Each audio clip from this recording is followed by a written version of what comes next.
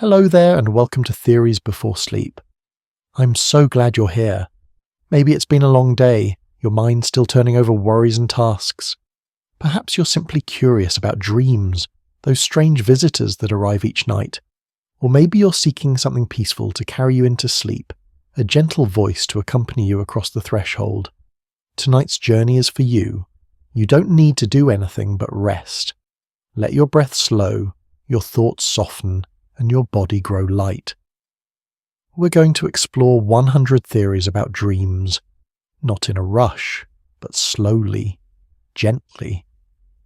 From ancient wisdom to modern neuroscience, from the purpose of nightmares to the nature of lucid awareness, each theory a quiet doorway into wonder. Some will feel familiar, others strange. All are presented to help you drift peacefully towards sleep. If these explorations help you unwind, consider liking and subscribing. It helps others find their way here too, one sleepy soul at a time. Now, let's begin. The first theory is waiting, patient, and quiet. Dreams, process, daily emotions, into memory. Dreams might serve as the mind's way of sorting through emotional experiences, filing them away into long-term memory while we sleep. This theory, supported by neuroscience research, suggests that during REM sleep, the brain replays the day's events, particularly those with emotional weight, gradually reducing their intensity while preserving the information. The amygdala, which processes emotion, remains active during dreams even as the prefrontal cortex, which handles logic, dims. This allows feelings to be experienced and processed without the constraints of waking rationality. The theory proposes that dreams act like a nocturnal therapist, helping us metabolize experiences that might otherwise overwhelm us. By morning, yesterday's anxieties often feel smaller, their sharp edges smoothed by the night's unconscious work. We wake not remembering the processing, only feeling its effects, as if sleep itself had offered counsel we cannot recall. Dreams rehearse. Threats from our evolutionary past. Some researchers believe dreams evolved as a simulation system, allowing our ancestors to practice responses to threats without real danger. This threat simulation theory suggests that the frightening scenarios common in dreams, being chased, falling, losing teeth, facing unknown dangers, reflect challenges our species encountered over millions of years. The brain uses sleep to run drills, strengthening neural pathways for survival responses. Even though modern life rarely requires fleeing predators, our dreaming minds still rehearse these ancient scenarios, preparing us for dangers that no longer exist. The theory explains why nightmares are so common, especially in children, whose brains are still learning to navigate a complex world. These rehearsals happen in safety, while the body lies paralyzed in sleep, unable to act on the simulated threats. We wake with racing hearts from dangers that were never real, our ancient brains still training for a world that has long since disappeared. Dreams are random neural noise. Given meaning, the activation synthesis theory proposes that dreams are simply the brain's attempt to make sense of random neural firing during sleep. According to this view, developed by psychiatrists in the late 20th century, the brainstem generates spontaneous electrical activity during REM sleep, activating various regions of the cortex in no particular order. The conscious mind, encountering this chaos upon waking, weaves it into narrative, creating stories from static.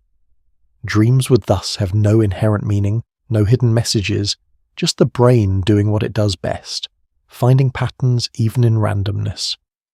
This theory suggests that the bizarre quality of dreams, their impossible logic and sudden shifts, reflects the arbitrary nature of the neural activation that produces them. We are storytellers so committed to narrative that we construct elaborate tales from electrical noise, imposing order on chaos, finding meaning in the meaningless, unable to accept that sometimes the mind simply flickers and sparks without purpose.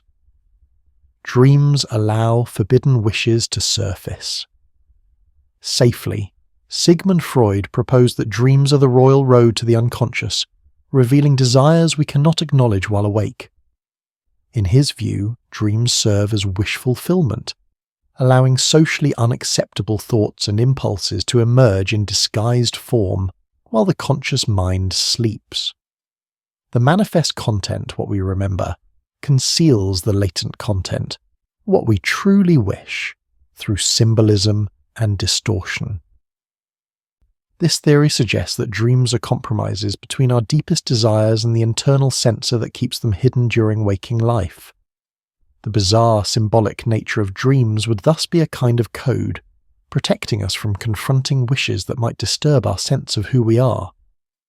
Though modern neuroscience has moved beyond many of Freud's specific claims, his core insight remains intriguing, that dreams might reveal aspects of ourselves we prefer not to examine directly, truths too uncomfortable for daylight, emerging only in the safety of sleep's symbolic language.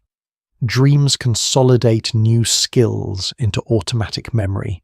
Research suggests that dreams play a crucial role in procedural learning, helping us master new physical and mental skills.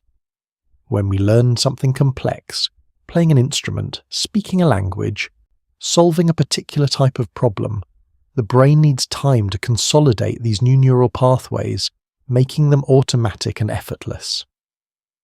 Dreams, particularly during REM sleep, appear to facilitate this process. Studies show that people who dream about a newly learned task perform better at it the next day than those who don't. The dreaming brain seems to practice the skill offline, strengthening connections and integrating the new learning with existing knowledge. This theory suggests that dreams are a kind of rehearsal space, where the mind perfects what the body or conscious mind struggled with during the day. We wake with abilities slightly improved, movement slightly smoother, understanding slightly deeper, the night having taught us in ways we cannot remember or describe. Dreams maintain neural connections during inactivity. The synaptic homeostasis hypothesis proposes that sleep and dreams help regulate the brain's neural connections, preventing them from becoming either too strong or too weak. During waking hours, learning and experience strengthen synapses, the connections between neurons, but this process cannot continue indefinitely without overwhelming the system. Sleep, according to this theory, provides a period of downscaling, weakening less important connections while preserving crucial ones. Dreams might be a side effect of this neural housekeeping, the conscious mind observing as the brain reorganizes itself. The theory explains why sleep is so essential. Without this regular maintenance, our neural networks would become saturated, unable to form new memories or adapt to new information. Dreams would thus be glimpses of the brain's nighttime work, random fragments of memory and sensation surfacing as connections are tested, strengthened, or allowed to fade. We wake with minds refreshed not because we rested, but because we reorganized. Dreams simulate social scenarios to build empathy. Some theories suggest that dreams serve a social function, allowing us to practice understanding other people's minds and intentions. This social simulation theory proposes that many dreams involve complex interactions with other people, because the brain is rehearsing social cognition, strengthening our ability to predict behavior and navigate relationships. During dreams, we experience situations from different perspectives, feel emotions we might not feel while awake, and encounter scenarios that challenge our assumptions about others. This mental practice might enhance empathy and social intelligence, preparing us for the intricate dance of human interaction. The theory would explain why so many dreams feature conversations, conflicts, and emotional exchanges our sleeping minds are training for the social world we'll face upon waking. These nighttime simulations happen in safety, allowing us to explore difficult emotions and situations without real consequences, building skills we'll use unconsciously throughout our waking hours. Dreams are consciousness, exploring alternate realities. A more speculative theory suggests that dreams might be experiences of parallel realities or alternate timelines that exist alongside our own. This idea, drawing from quantum physics and philosophy, proposes that consciousness is not strictly bound to a single timeline, and that during sleep, when sensory input from this reality diminishes, awareness might drift into adjacent possibilities.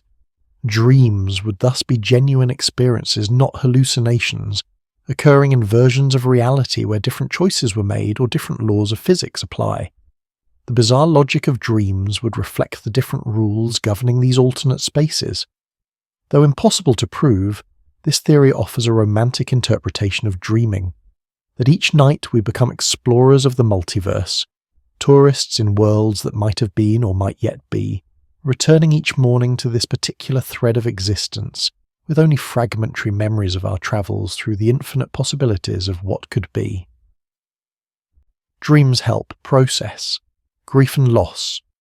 Dreams may serve a therapeutic function specifically related to processing loss, allowing us to maintain connection with people and things we've lost, while gradually accepting their absence. This continuing bonds theory suggests that dreams of deceased loved ones or lost relationships are not mere memory, but active psychological work, helping us integrate loss into our ongoing life narrative.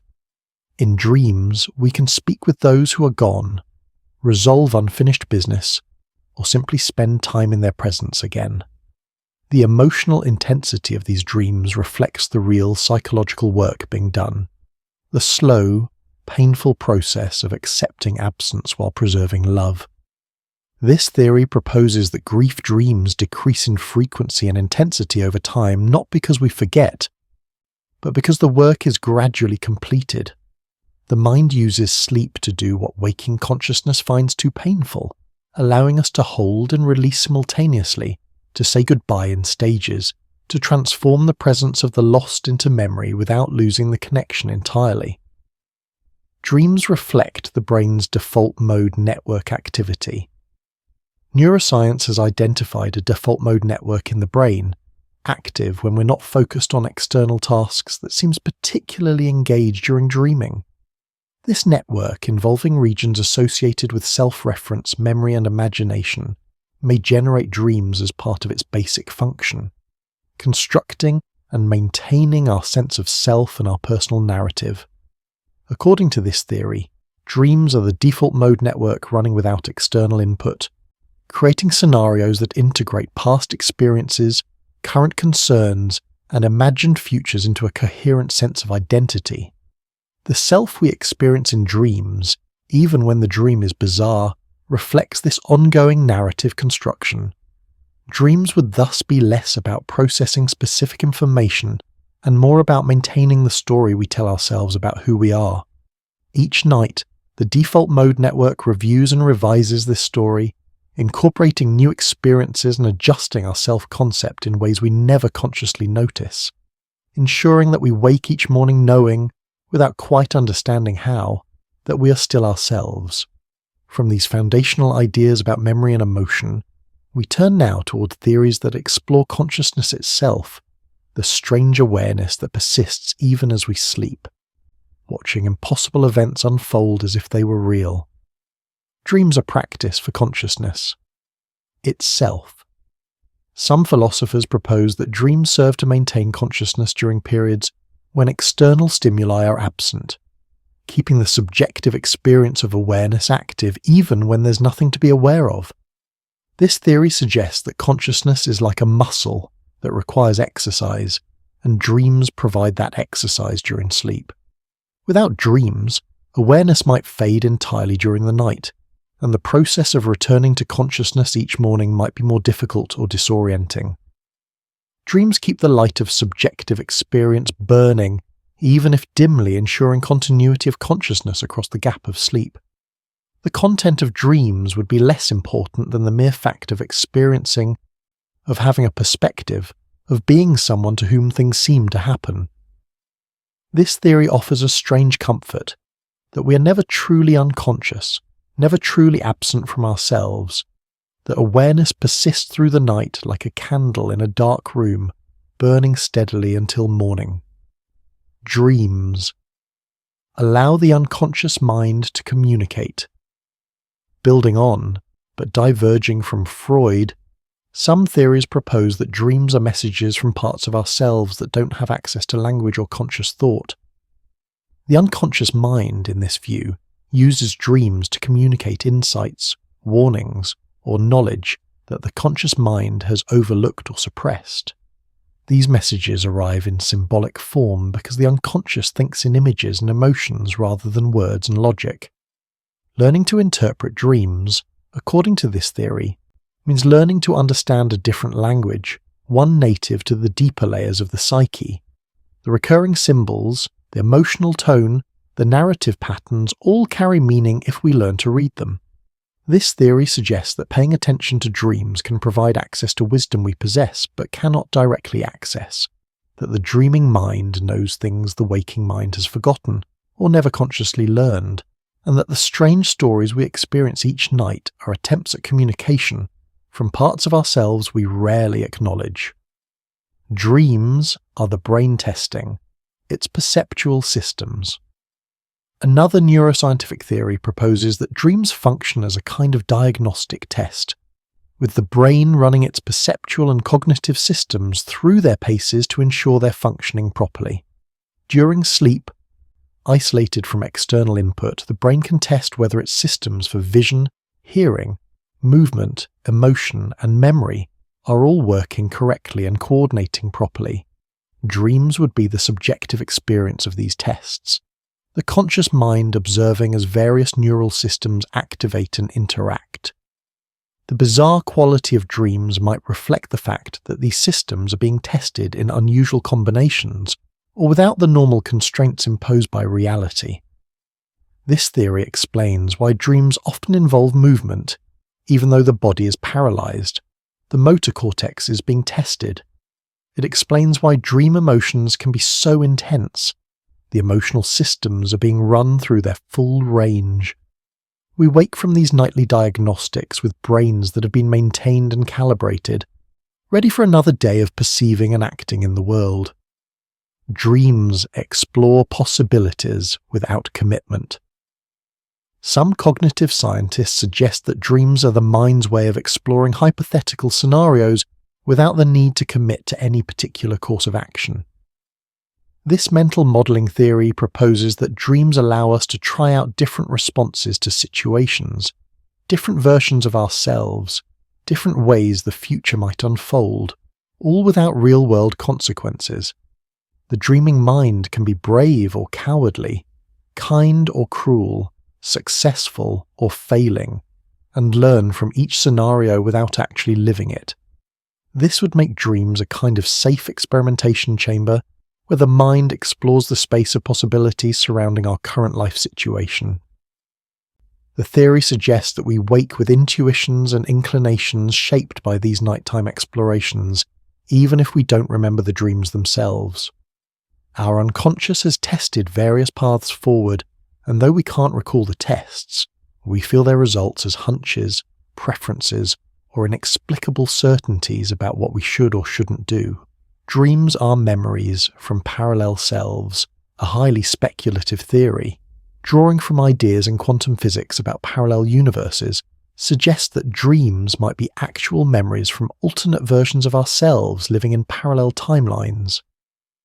In this view, consciousness is not confined to a single timeline, and during sleep, we might access memories from other versions of our lives where different choices were made. Dreams would thus be genuine experiences, just not experiences from this particular version of reality. The familiar yet strange quality of many dreams, where we recognize people and places but they're somehow different, would reflect the fact that we're remembering a life similar to but distinct from our own. Though impossible to verify, this theory offers a beautiful interpretation of dreaming, that we are connected to infinite versions of ourselves, and each night we glimpse the lives we might have lived, the choices we might have made, the people we might have become, all real in their own timelines, all somehow part of who we are. Dreams prepare us for unexpected events. The proto-consciousness theory suggests that dreams evolved to help organisms prepare for novel situations by combining familiar elements in unfamiliar ways. by creating bizarre scenarios during sleep, the brain practices flexibility and adaptability, ensuring that when genuinely unexpected events occur during waking life, we're not completely overwhelmed. Dreams would thus function as creativity training, forcing the mind to make sense of situations that violate normal expectations. This preparation happens implicitly. We don't consciously remember learning to be flexible, but the nightly practice of navigating impossible dream scenarios makes us more adaptable in waking life. The theory explains why dreams are so often strange rather than merely replaying daily events. Strangeness is the point, the feature rather than the bug. Each bizarre dream is an exercise in mental flexibility, training us to handle the unexpected with grace, to find patterns in chaos, to remain functional even when reality stops making sense. Dreams are artistic expression of the unconscious mind. Some theories propose that dreams are fundamentally creative or artistic in nature, representing the unconscious mind's aesthetic impulse to create beauty, meaning, and narrative. In this view, dreams are not primarily functional but expressive, the psyche's way of making art for itself. The sleeping mind becomes a storyteller, filmmaker, and poet, crafting narratives and images for an audience of one. This theory suggests that dreams have more in common with art than with problem-solving or memory processing, that they serve no practical purpose, but rather fulfill a deep need to create and experience meaning. The emotional power of some dreams, their ability to move us even when we can't quite remember them, would reflect their nature as genuine artistic works. We are both artist and audience, creating and experiencing simultaneously, the unconscious mind revealing itself to be not just a repository of forgotten memories or suppressed desires, but a creative force, endlessly generating beauty and meaning in the darkness of sleep. Dreams maintain emotional equilibrium. Another theory proposes that dreams function to regulate emotional balance, preventing us from becoming too weighted toward any single emotional state. If we experience too much stress during the day, dreams might provide scenarios of relief or mastery. If we've been too isolated, dreams might offer social connection. This emotional regulation theory suggests that dreams are compensatory, providing experiences that balance out our waking emotional life. The content of dreams would thus be predictable based on our recent emotional state. Those who've experienced trauma might dream of safety. Those who've been bored might dream of excitement. Those who've been lonely might dream of connection. This balancing act happens automatically, the dreaming mind assessing our emotional state and providing corrective experiences. We wake feeling more balanced, not because we've solved our problems, but because we've experienced their opposite during sleep, the psyche having gently pulled us back toward emotional center, toward equilibrium, toward the middle ground where we can function most effectively. Dreams allow time travel through memory. Some researchers suggest that dreams serve as a kind of time machine, allowing us to revisit and revise our memories from different perspectives. This memory reconsolidation theory proposes that each time we remember something, the memory becomes briefly unstable and can be modified before being stored again. Dreams might facilitate this process, pulling up old memories and integrating them with new experiences and understanding. The past we remember is thus constantly being rewritten by our dreams, updated with current knowledge and emotional perspective. This would explain why memories can change over time, why we sometimes remember events differently than they actually occurred. Our dreams have been editing the past, not to deceive us, but to keep our personal history relevant and useful. Each night we travel backward through our own timeline, updating and revising, ensuring that the story we tell ourselves about our lives remains coherent and meaningful, even as we change and grow. Dreams are consciousness, practicing. Being a philosophical theory suggests that dreams are simply consciousness, experiencing itself, practicing the fundamental act of being aware. In this view, the content of dreams is almost irrelevant. What matters is that there is experience at all, that awareness persists, that it feels like something to be us even when we're asleep. Dreams would thus be consciousness maintaining itself through exercise, keeping the subjective quality of experience active during the long hours when external stimuli are absent. The strange narratives and impossible events of dreams are just the form this practice takes, the specific content less important than the fact of experiencing. This theory proposes that consciousness is not something that turns on and off, but rather something that modulates, becoming more or less vivid, more or less coherent, but never entirely absent. Dreams are consciousness in a different mode, awareness exploring itself, the light of subjective experience burning through the night, ensuring that when we wake, we remember, without quite knowing how, that we have always been here, always been aware, always been ourselves. As we move deeper into the nature of dreams, the theories become more layered, more strange, exploring not just what dreams do, but what they might reveal about the fundamental nature of mind and reality itself.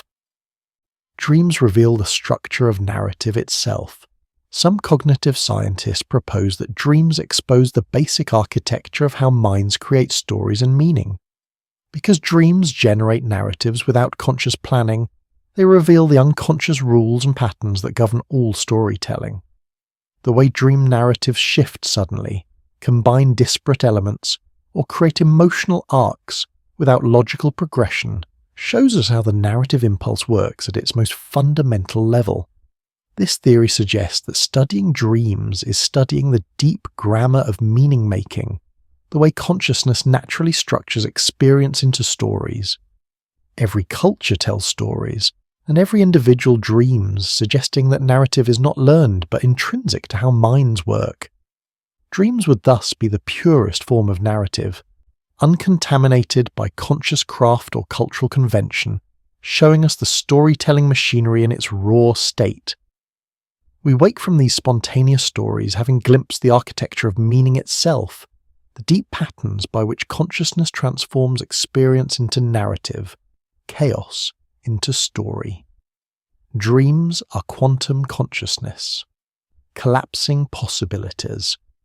A highly speculative theory, drawing from quantum physics, suggests that dreams might involve consciousness interacting with quantum possibilities before they collapse into definite states.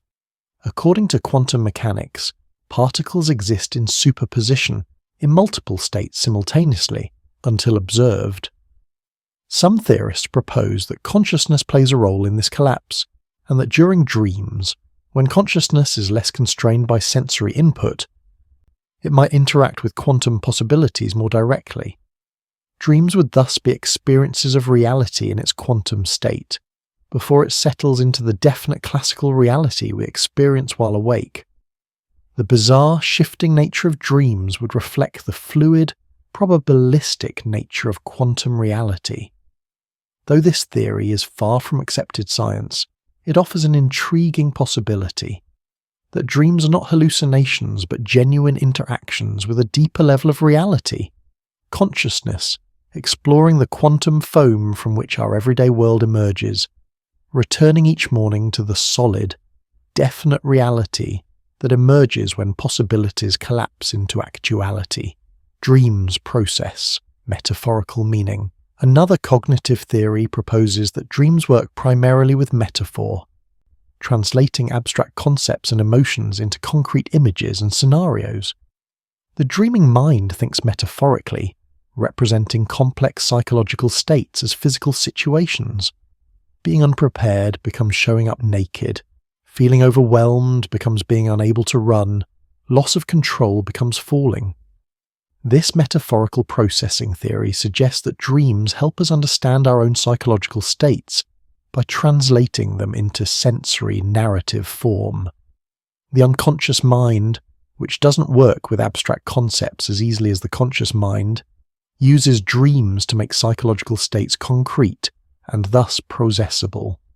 We wake with intuitive understanding of our emotional state even if we can't articulate why. the dreams have translated complex feelings into images we can grasp.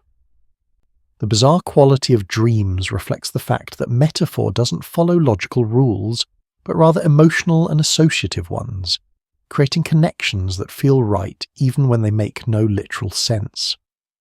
Dreams are evolutionary spandrels. Some evolutionary biologists suggest that dreams might be spandrels, byproducts of other adaptive features rather than adaptations themselves. Just as the human chin is a byproduct of how our jaw evolved, rather than something selected for its own sake, dreams might be side effects of how sleep and consciousness are structured, rather than serving any specific function.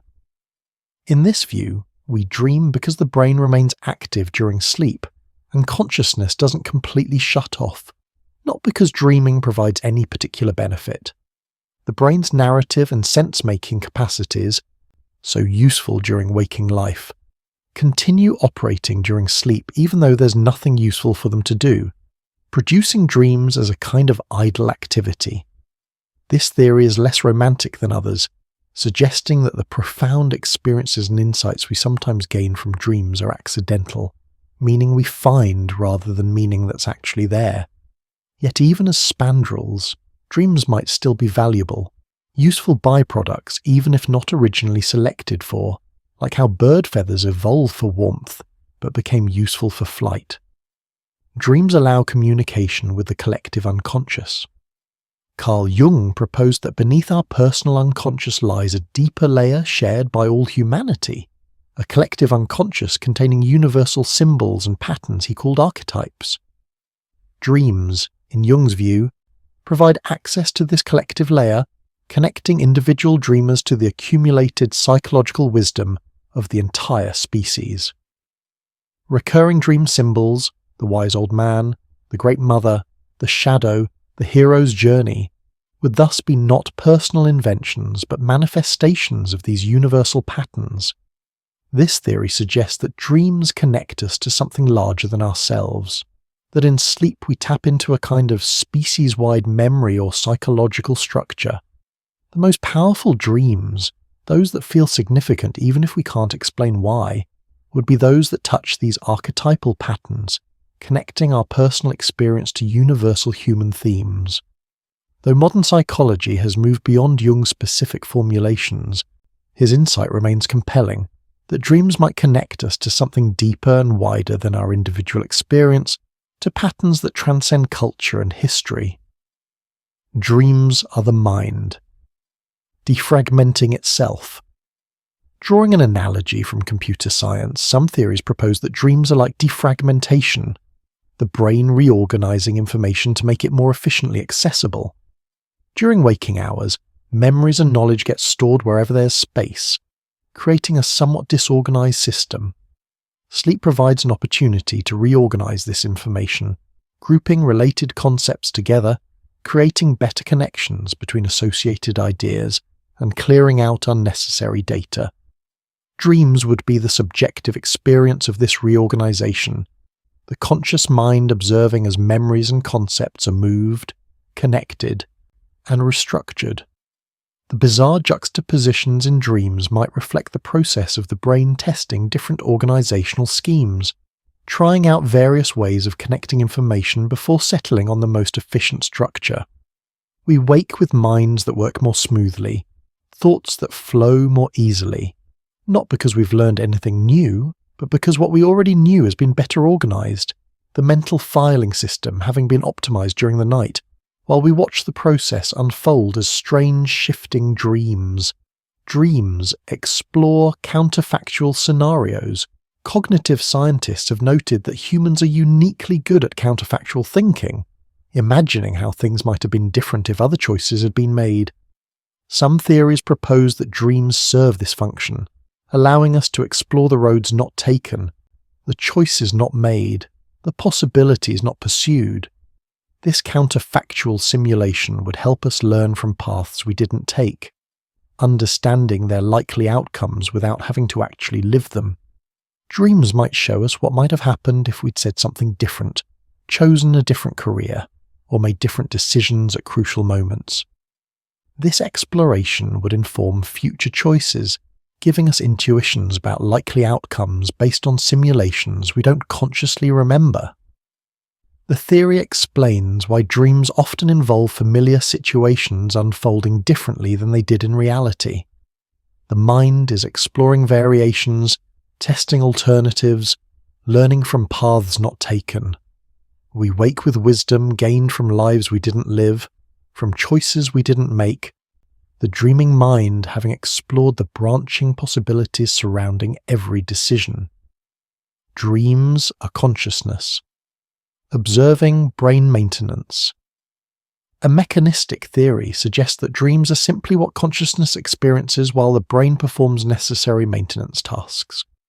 During sleep, the brain clears metabolic waste, repairs neurons, balances neurotransmitters, and performs other housekeeping functions.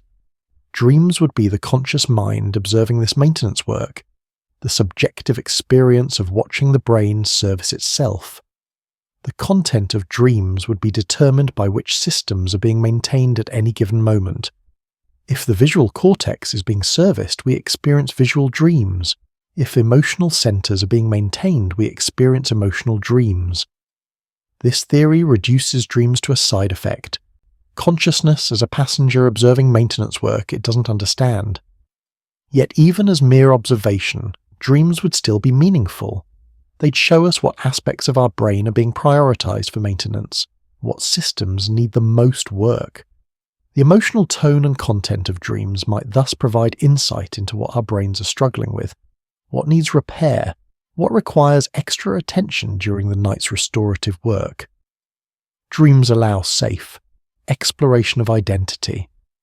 Some psychological theories propose that dreams serve as a laboratory for exploring different versions of ourselves, trying on different identities without real-world consequences.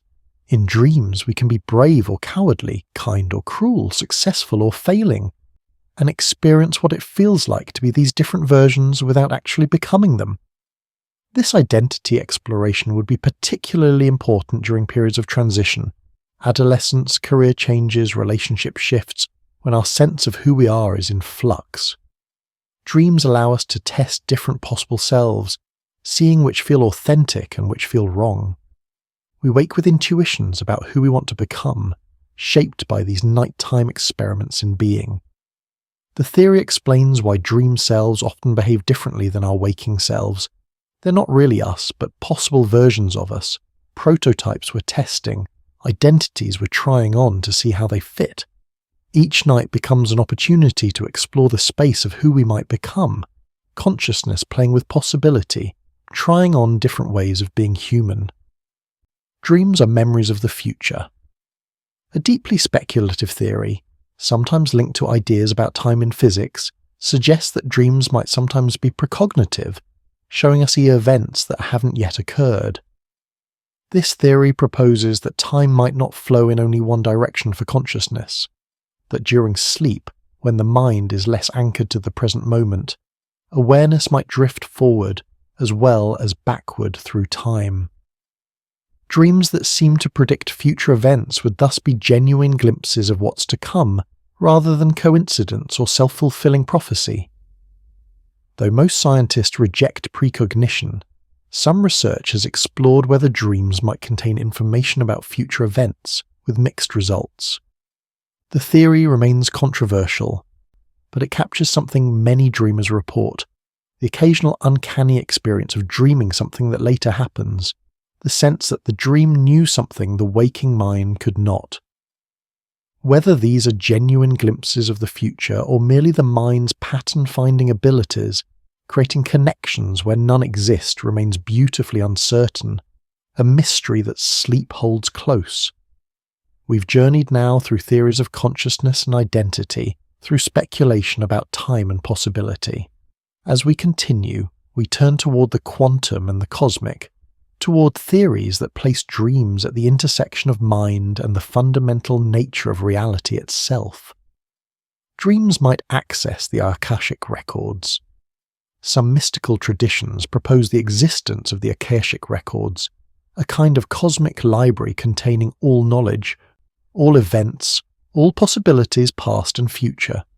Dreams in this view might provide access to these records, allowing consciousness to browse information beyond what the individual mind could know. This theory suggests that profound dreams, those containing knowledge or insights we couldn't have obtained through normal means, might be moments when our sleeping consciousness connects to this universal repository. The Akashic records would exist outside normal space and time, accessible to consciousness when it's freed from sensory input and logical constraints during sleep.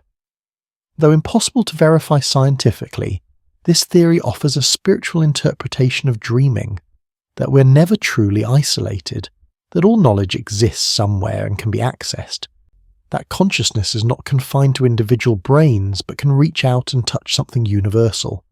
Dreams would be journeys into this cosmic library, bringing back fragments of universal knowledge, glimpses of the infinite information field that underlies reality.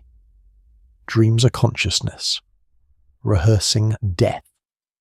A philosophical theory suggests that dreams, particularly the transition into and out of sleep, might be practice for the ultimate transition of death.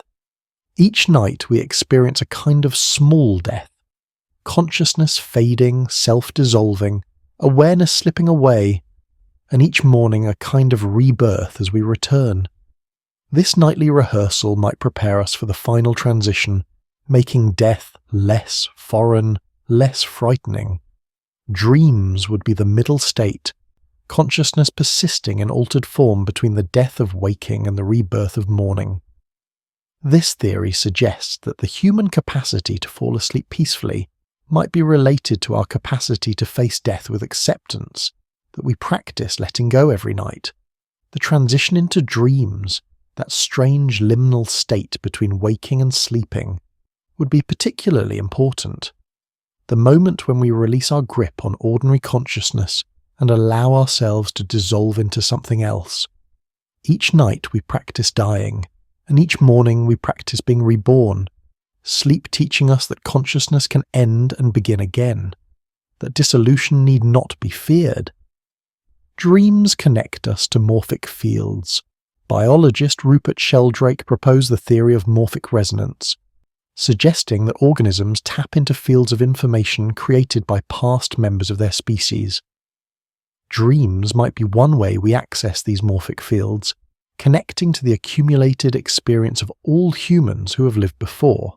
In this view, certain dream symbols and scenarios are universal, not because they're hardwired in our brains, but because they exist in fields that all humans can access during sleep. Dreams of flying, falling, being chased, or losing teeth would thus be drawing from collective human experience stored in these fields. The theory is controversial, rejected by mainstream science, but it offers an intriguing possibility that dreams connect us across time to all humanity, that we're never truly alone in our sleep, that consciousness can reach beyond individual minds to touch patterns created by billions of dreamers across history. Each dream would be both personal and universal, both uniquely ours and shared with all who have ever slept and dreamed. Dreams are consciousness. Exploring higher dimensions. Some theories drawing from physics and mathematics suggest that consciousness might be able to perceive dimensions beyond the 3 spatial dimensions and 1 time dimension we experience while awake. Dreams, freed from sensory constraints, might allow consciousness to explore these higher dimensions, experiencing spaces and geometries impossible in our normal 3-dimensional world.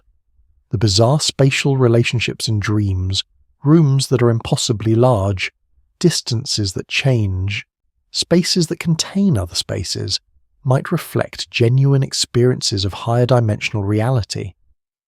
Though our waking minds cannot fully comprehend these dimensions, our dreaming consciousness might be able to experience them directly. This theory would explain why dreams are so difficult to describe or remember.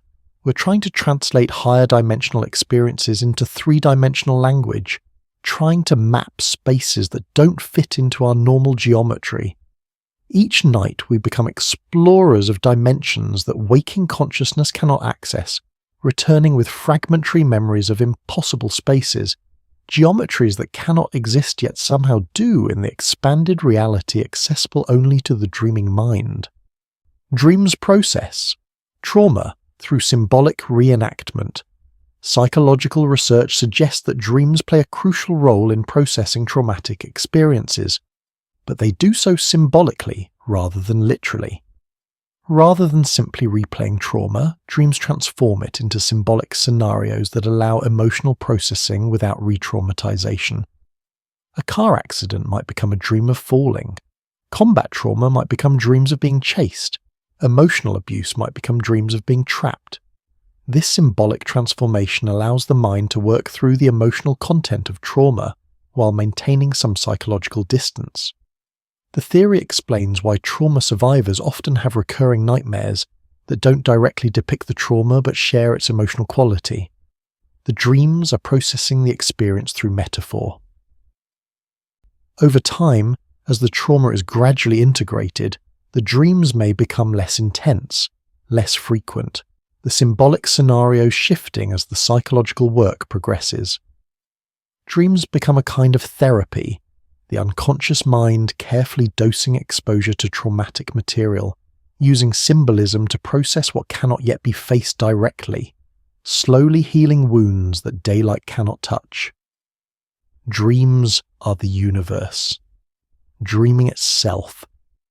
A mystical or panpsychist theory proposes that consciousness is fundamental to the universe itself, and that individual dreams are localized instances of the universe becoming aware of itself.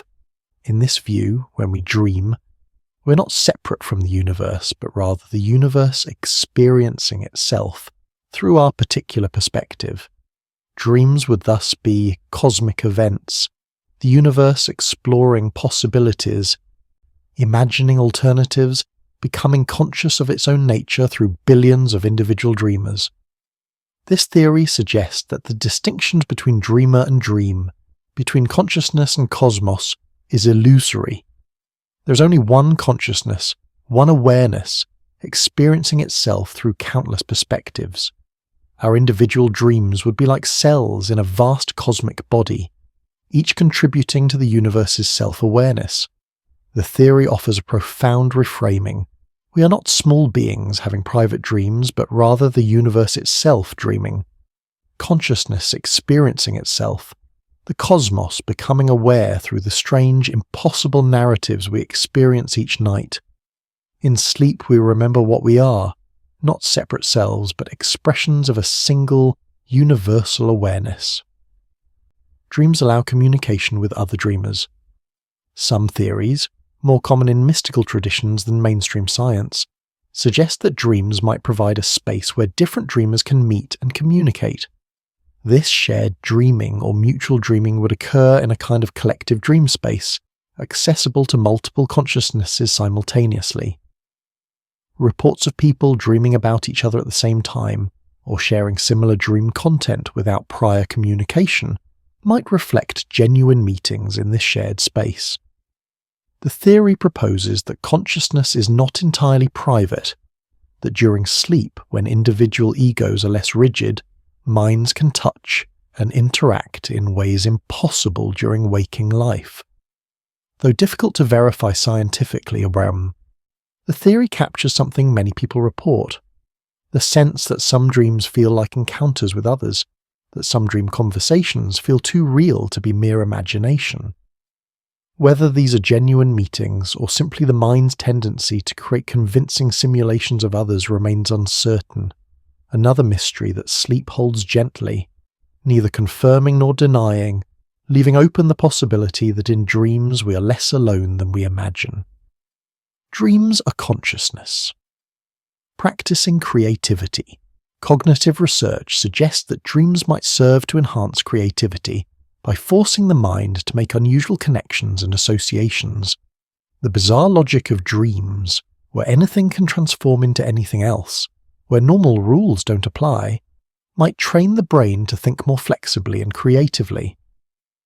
By regularly experiencing scenarios where conventional thinking doesn't work, where problems require creative solutions, where the impossible becomes possible, we develop enhanced capacity for creative thinking during waking hours.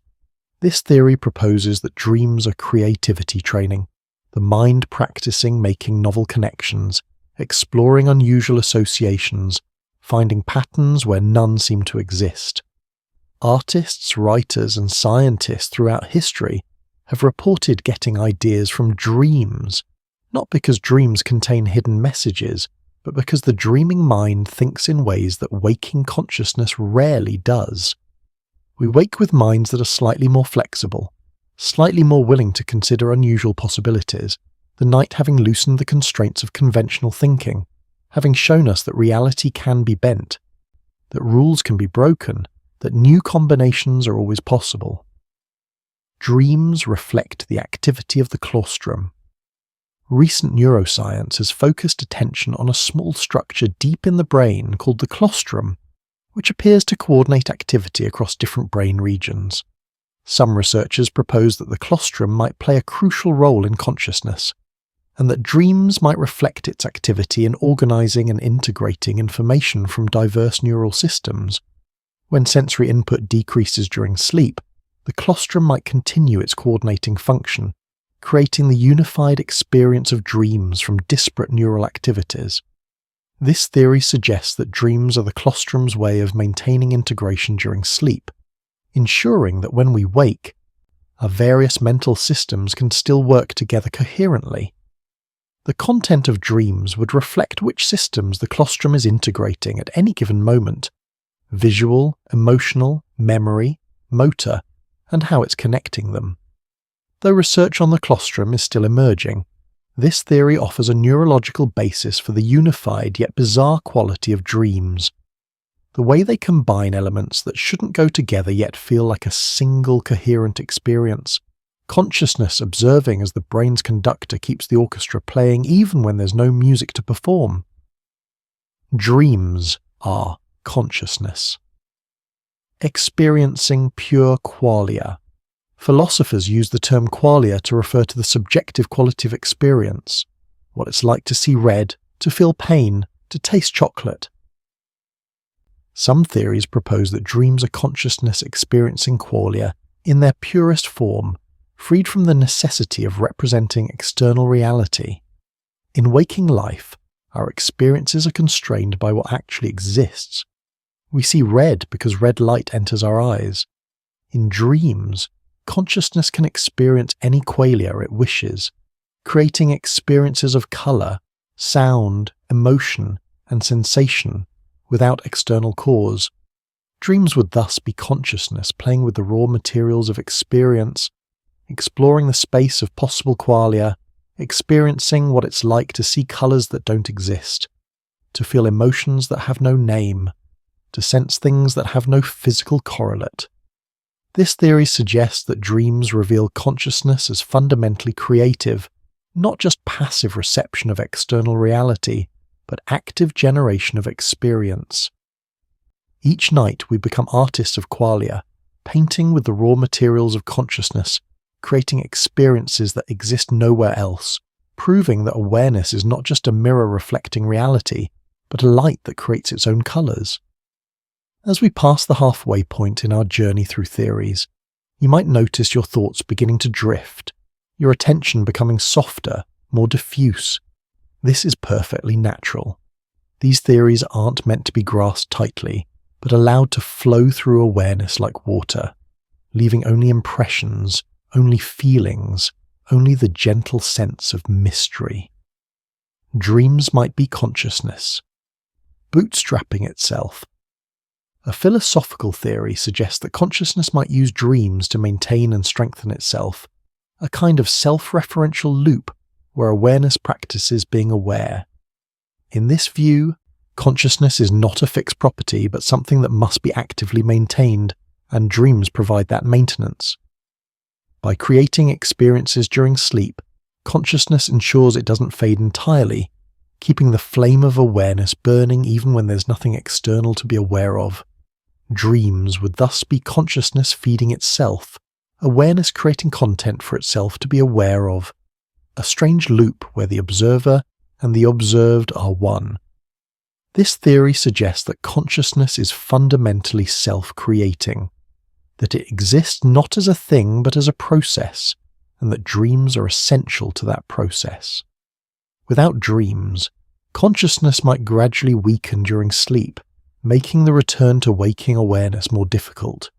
Each dream would be consciousness practicing its fundamental nature, awareness experiencing itself, the light of subjective experience burning steadily through the night, ensuring that when morning comes, we remember how to be conscious, how to be aware, how to be ourselves. Dreams process. Shame and social violation. Psychological theories suggest that dreams might play a specific role in processing experiences of shame, embarrassment, and social violation. These emotions are particularly difficult to process consciously because they involve our sense of self in relation to others, our fear of social rejection, our need for belonging. Dreams provide a space to experience and work through these emotions symbolically. Hence the common dreams of being naked in public, of failing at important tasks, of being laughed at or rejected. These dreams allow us to experience shame in a controlled environment, gradually reducing its power over us. The theory proposes that social emotions are so important to human survival that we've evolved specific dream mechanisms to process them. We wake from embarrassing dreams feeling relieved they weren't real, but the emotional processing was real. The psychological work was done. The shame has been experienced, examined, and integrated, its intensity reduced, its power over us diminished. Dreams become a kind of emotional exposure therapy, helping us face our social fears in safety, building resilience against the very real threat of social rejection that our ancestors faced and that we still fear today. Dreams are consciousness. Exploring information space. Information theory suggests that reality can be understood as information, and some theories propose that consciousness during dreams might be exploring information space directly, freed from the constraints of physical embodiment.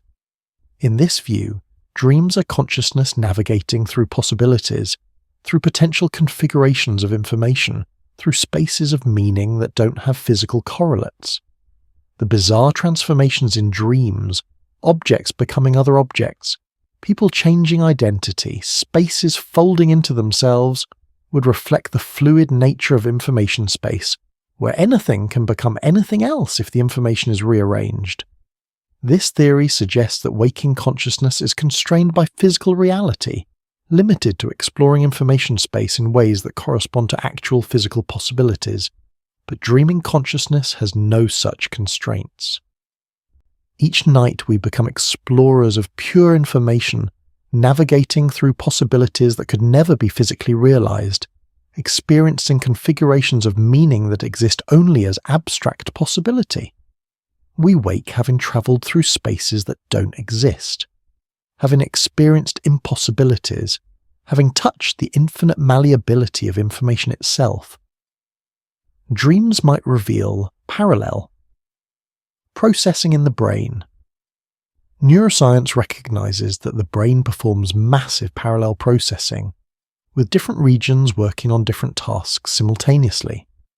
Some theories propose that dreams might reveal this parallel processing, with different dream elements representing different neural processes occurring at the same time. The fragmented, multi-threaded quality of some dreams would thus reflect the brain's actual mode of operation, normally hidden from conscious awareness. During waking life, consciousness creates a unified narrative from these parallel processes, but during dreams, we might glimpse the underlying parallelism more directly. This theory explains why dreams can shift suddenly between different scenes or storylines. We're observing different parallel processes as they take turns dominating consciousness. It explains why dream logic often violates normal causality. The different processes aren't coordinated by waking consciousness's need for coherent narrative. We wake from these glimpses of parallel processing with our usual sense of unified consciousness restored, but having briefly experienced the brain's true nature as a massively parallel system, consciousness observing the many streams of processing that normally flow beneath awareness, hidden by the brain's remarkable ability to create the illusion of a single unified self. Dreams allow exploration of moral scenarios. Some psychological theories propose that dreams serve an ethical function, allowing us to explore moral dilemmas and their consequences without real-world harm.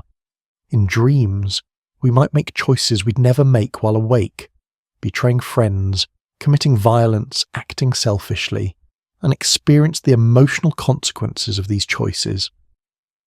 This moral simulation would help us understand ourselves better, revealing our values, testing our principles, and allowing us to learn from mistakes we never actually made. The theory suggests that moral development continues during sleep, that our ethical sense is refined through these nighttime explorations of right and wrong. We wake with intuitions about morality shaped by dreams we don't remember, having faced ethical choices in sleep, having experienced the emotional weight of different moral paths. Dreams become a kind of ethical training ground where we can safely explore the darker possibilities of human behavior, understanding their consequences, learning why we choose to be good not through abstract reasoning, but through the lived experience of what it feels like to be otherwise, the dreaming mind teaching lessons the waking mind would rather not learn directly. Dreams are consciousness. Experiencing entropy. A theory drawing from thermodynamics proposes that dreams might reflect consciousness experiencing the tendency toward disorder and randomness that characterizes all physical systems. During waking life, consciousness maintains order, creating coherent narratives, organizing sensory input, maintaining a stable sense of self. During sleep, these ordering processes relax, and consciousness experiences entropy more directly, the natural tendency of systems toward disorder, toward randomness, toward chaos. Dreams would thus be consciousness experiencing what happens when order is not actively maintained, when the structures that organize experience are allowed to loosen and drift. The bizarre shifting nature of dreams would reflect this increased entropy, the way elements combine randomly, the way narratives lose coherence, the way identity becomes fluid. Yet even in this entropy, consciousness persists, awareness continuing even as order dissolves. This theory suggests that dreams reveal something fundamental about consciousness, that it exists even in chaos, that awareness doesn't require order, that the light of subjective experience burns even when everything else dissolves into randomness. Each night we experience entropy and survive it, proving that consciousness is more fundamental than order. Dreams process. Existential anxiety. Existential psychology suggests that humans must cope with fundamental anxieties about death, meaninglessness, isolation and freedom. Dreams might serve to process these deep existential concerns, allowing us to confront them symbolically rather than directly. Dreams of falling might represent anxiety about lack of control. Dreams of being lost might represent fear of meaninglessness. Dreams of separation might represent existential isolation. By experiencing these anxieties in dream form, we gradually become more capable of tolerating them in waking life. The theory proposes that existential anxiety is too overwhelming to face directly and continuously, so dreams allow us to process it in manageable doses, transformed into concrete scenarios we can experience and survive. We wake having faced our deepest fears symbolically, having practiced tolerating the intolerable, having learned that we can survive the confrontation with meaninglessness, death, and isolation. Dreams become existential therapy, the unconscious mind carefully exposing us to what terrifies us most, building our capacity to live with uncertainty, to accept our mortality, to find meaning despite the apparent meaninglessness of existence, to be human despite the terrifying freedom that comes with consciousness. Dreams are consciousness. Exploring topology, mathematical theories sometimes propose that consciousness might have a topological structure, and that dreams might be explorations of consciousness's own topology. Topology is the mathematical study of shapes and spaces, focusing on properties that remain unchanged under continuous deformation. Dreams might reveal the topological properties of consciousness, how it can stretch, fold, connect, and separate while remaining fundamentally itself. The bizarre spatial relationships in dreams, where inside becomes outside, where distant becomes near, where separate spaces connect impossibly, might reflect genuine topological transformations of consciousness itself. This theory suggests that consciousness is not a point or a location, but a space with its own geometry, and that dreams allow us to experience this geometry directly.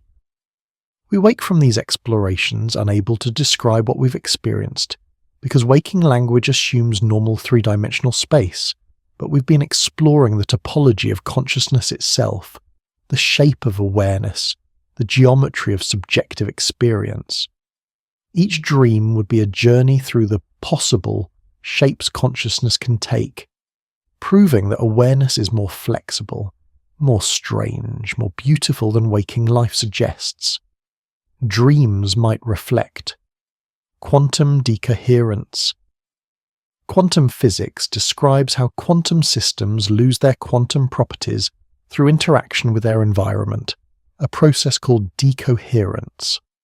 Some speculative theories suggest that consciousness might have quantum properties that decohere during waking life, but remain more quantum-like during sleep. Dreams might thus reflect consciousness in a more quantum state, where superposition and entanglement are possible, where definite states haven't yet emerged. The fluid, probabilistic nature of dreams, where things can be multiple things simultaneously, where cause and effect become uncertain, would reflect this quantum nature of sleeping consciousness. Though highly speculative, this theory offers an intriguing possibility, that dreams are not failures of normal consciousness, but rather consciousness in a different mode, one closer to the quantum substrate from which classical reality emerges. We spend our waking hours in a decohered classical state, experiencing a definite, solid reality. But each night we return to something more quantum, more fluid, more fundamental. Dreams would be consciousness experiencing itself before decoherence, before reality settles into the solid, definite form we experience while awake, touching the quantum foam from which all experience emerges. Dreams allow consciousness to rest while remaining active. A simple but profound theory suggests that dreams serve to allow consciousness to rest without completely shutting down. Total unconsciousness for 8 hours might be difficult to recover from, requiring too much energy to restart consciousness each morning. Dreams provide a middle state, where consciousness remains active but in a lower energy mode, allowing rest while maintaining continuity. The content of dreams would be less important than their function of keeping consciousness running at idle, preventing it from shutting down completely. This theory explains why we can wake from dreams but not from dreamless sleep. Dreaming consciousness is closer to waking consciousness, requiring less energy to transition. It explains why dreams become more vivid toward morning. Consciousness is gradually ramping up, preparing to return to full waking awareness. Each night we idle rather than shut down, consciousness resting but not stopping, awareness dimming but not extinguishing, the light of subjective experience burning low but never going out, ensuring that when morning comes we don't have to bootstrap consciousness from nothing but merely brighten what was already there, already burning, already aware, just waiting for the day to begin again. Dreams are consciousness playing. Perhaps the simplest and most joyful theory is that dreams are consciousness playing, creating and experiencing for the sheer pleasure of it. Play is fundamental to mammalian life, serving learning and social functions but also existing for its own sake, for the joy of activity without purpose. Dreams might be consciousness at play, freed from the serious business of survival and problem solving, creating scenarios simply because it can, experiencing simply because experience is pleasurable. The bizarre, creative, sometimes absurd quality of dreams would reflect this playful mode. Consciousness making up stories, trying out possibilities, combining elements in novel ways just to see what happens. This theory suggests that consciousness has an intrinsic drive to experience, to create, to play, and that dreams fulfill this drive. We wake refreshed not just because we've rested, but because we've played. Because consciousness has had time to be creative without constraint, to experience without purpose, to exist simply for the joy of existing. Each night becomes a playground where consciousness explores its own possibilities, proving that awareness is not just a tool for survival, but something that delights in its own existence, that plays simply because it can. Because playing is what consciousness does when freed from necessity.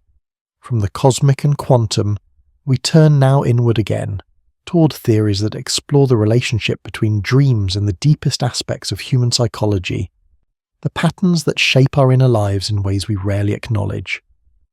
Dreams reveal our shadow, self. Jungian psychology proposes that each person has a shadow, the part of ourselves we don't acknowledge or accept, containing traits and impulses we've rejected. Dreams provide a space where the shadow can appear, often as frightening or disturbing figures, allowing us to gradually integrate these rejected aspects of ourselves. The monsters in nightmares might be parts of ourselves we've disowned, appearing in distorted form because we refuse to recognize them directly. This theory suggests that psychological health requires acknowledging the shadow, and that dreams facilitate this acknowledgement by presenting shadow material in symbolic form. The recurring villains in our dreams might be invitations to recognize and accept parts of ourselves we've denied. We wake from these confrontations having moved slightly closer to wholeness, having seen ourselves more completely, even if we don't consciously remember the encounter. Dreams become a mirror showing us what we refuse to see while awake, the shadow appearing again and again until we acknowledge it, until we accept that these dark figures are not separate from us but are us, parts of ourselves that need recognition and integration rather than rejection and fear. Dreams process. Attachment. Patterns. Attachment theory suggests that our early relationships create patterns that shape how we relate to others throughout life. Dreams might serve to process and potentially revise these attachment patterns, allowing us to work through relationship dynamics in symbolic form. Dreams about being abandoned, about reunion with loved ones, about conflict and reconciliation might reflect the dreaming mind processing attachment concerns. This theory proposes that dreams help us understand our relationship patterns, revealing the unconscious expectations and fears that shape how we connect with others. The people in our dreams often represent not just themselves, but relationship templates, patterns of connection and disconnection that we carry from past into present. We wake from these dreams with slightly modified attachment patterns, the nighttime processing having adjusted how we expect relationships to unfold, having healed old wounds or revealed new insights about how we love and fear, how we connect and separate. Dreams become relationship therapy, the unconscious mind working through the complex dynamics of human connection, helping us love more fully, trust more deeply, fear less intensely. Dreams are consciousness, experiencing timelessness. Some theories propose that dreams exist outside normal time, that the experience of time in dreams is fundamentally different from waking time. Dreams can seem to last hours yet occur in minutes, or compress years into moments, suggesting that consciousness in dreams is freed from the linear time of waking life. This theory suggests that time is a construction of waking consciousness, necessary for navigating physical reality but not fundamental to consciousness itself.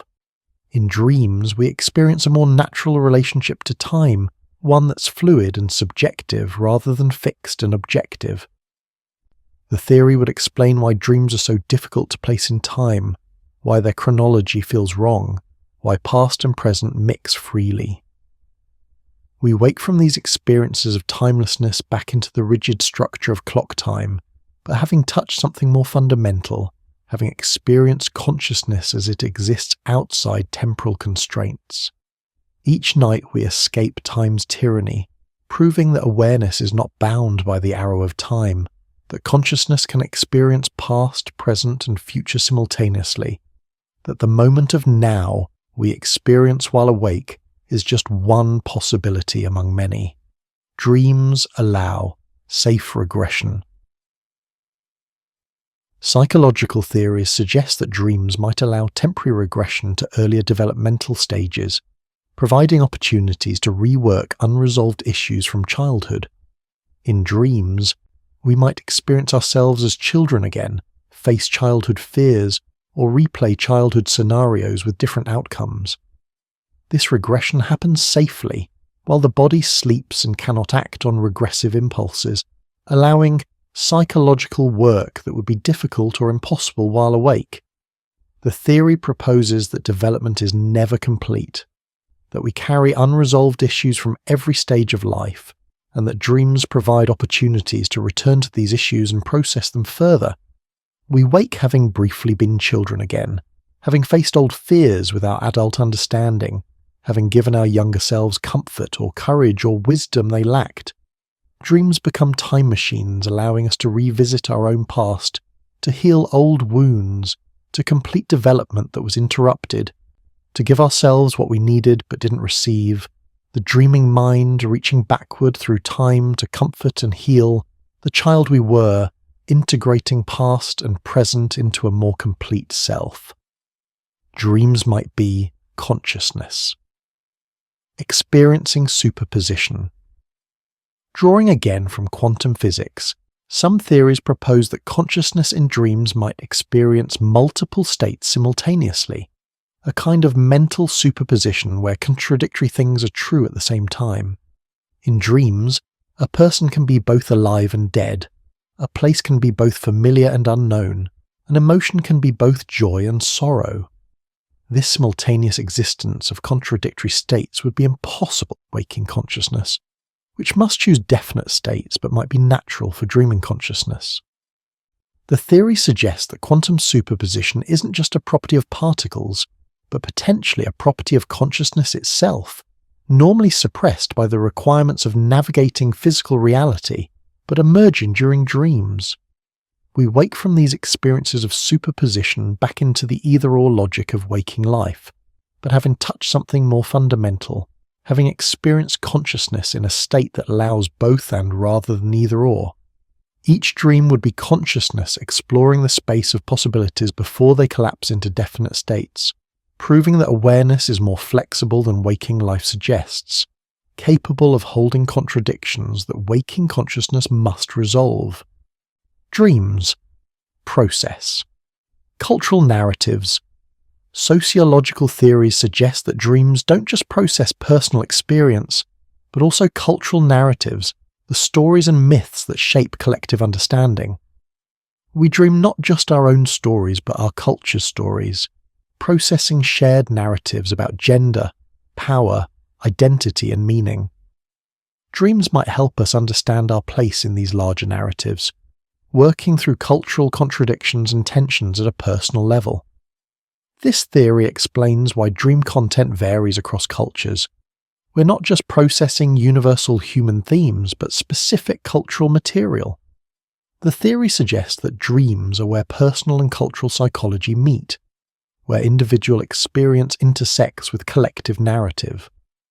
We wake having processed not just our own lives, but our culture's stories, having worked through tensions between personal desires and cultural expectations, having integrated cultural narratives into personal identity. Dreams become the space where culture enters the psyche, where collective stories become personal experience, where we negotiate between individual authenticity and cultural belonging, the dreaming mind weaving together personal and collective, individual and universal, self and society into a coherent whole. Dreams are consciousness experiencing fractals, mathematical theories. Note that many natural systems exhibit fractal properties, patterns that repeat at different scales. Some theories propose that consciousness itself might be fractal, and that dreams might reveal this fractal nature. In dreams, we might experience consciousness at different scales simultaneously. The personal and the universal, the momentary and the eternal, the individual and the collective. The self-similar quality of some dreams, where patterns repeat in different forms, might reflect the fractal structure of consciousness itself. This theory suggests that consciousness is not a single level, but infinite levels, each containing the same patterns as the others, just at different scales. Dreams would allow us to experience this fractal nature directly, to see how the same patterns appear in our individual lives, in human history, in cosmic evolution. We wake from these fractal dreams with a sense of connection to something larger, having seen how our individual patterns mirror universal patterns, how our personal stories echo eternal stories, how the small and the large reflect each other endlessly. Consciousness discovering its own fractal nature, its infinite self-similarity, its beautiful recursive structure. Dreams might allow communication with future selves. A speculative theory suggests that dreams might allow communication not just with parallel selves, but with future versions of ourselves, consciousness reaching forward through time. In this view, some dreams might be messages from who we will become, offering guidance or warning based on knowledge we don't yet possess. The intuitions and insights that sometimes emerge from dreams might be genuine information from the future. Consciousness transcending the normal flow of time. Though impossible to verify, this theory captures something many people report: the sense that some dreams contain knowledge they couldn't have had, that some dreams seem to come from a wiser, older version of themselves. Whether these are genuine communications from the future, or simply the unconscious mind's ability to extrapolate and predict, remains beautifully uncertain. But the theory offers a comforting possibility, that we're never alone in our journey through time, that our future selves might reach back to help us, that consciousness might be able to touch across time in both directions, past and future connected in the eternal now of the dreaming mind. Dreams process awe and wonder. Psychological research on awe suggests it's a distinct emotion with unique effects on cognition and well-being.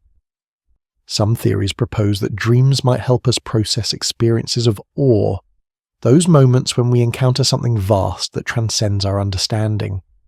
Dreams of flying, of cosmic vistas, of impossible beauty might be the mind's way of metabolizing awe, integrating experiences that are too large for normal cognitive processing.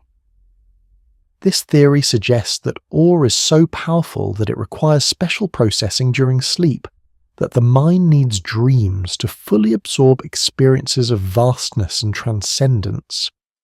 We wake from these dreams feeling changed, expanded, our sense of self and world subtly altered by the nighttime processing of awe.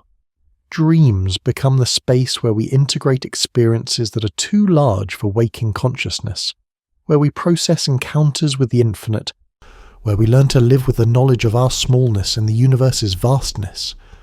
Each dream of cosmic scale, of impossible beauty, of transcendent experience, is the mind working to metabolize awe, to make it bearable, to integrate it into a self that can contain both the mundane and the infinite.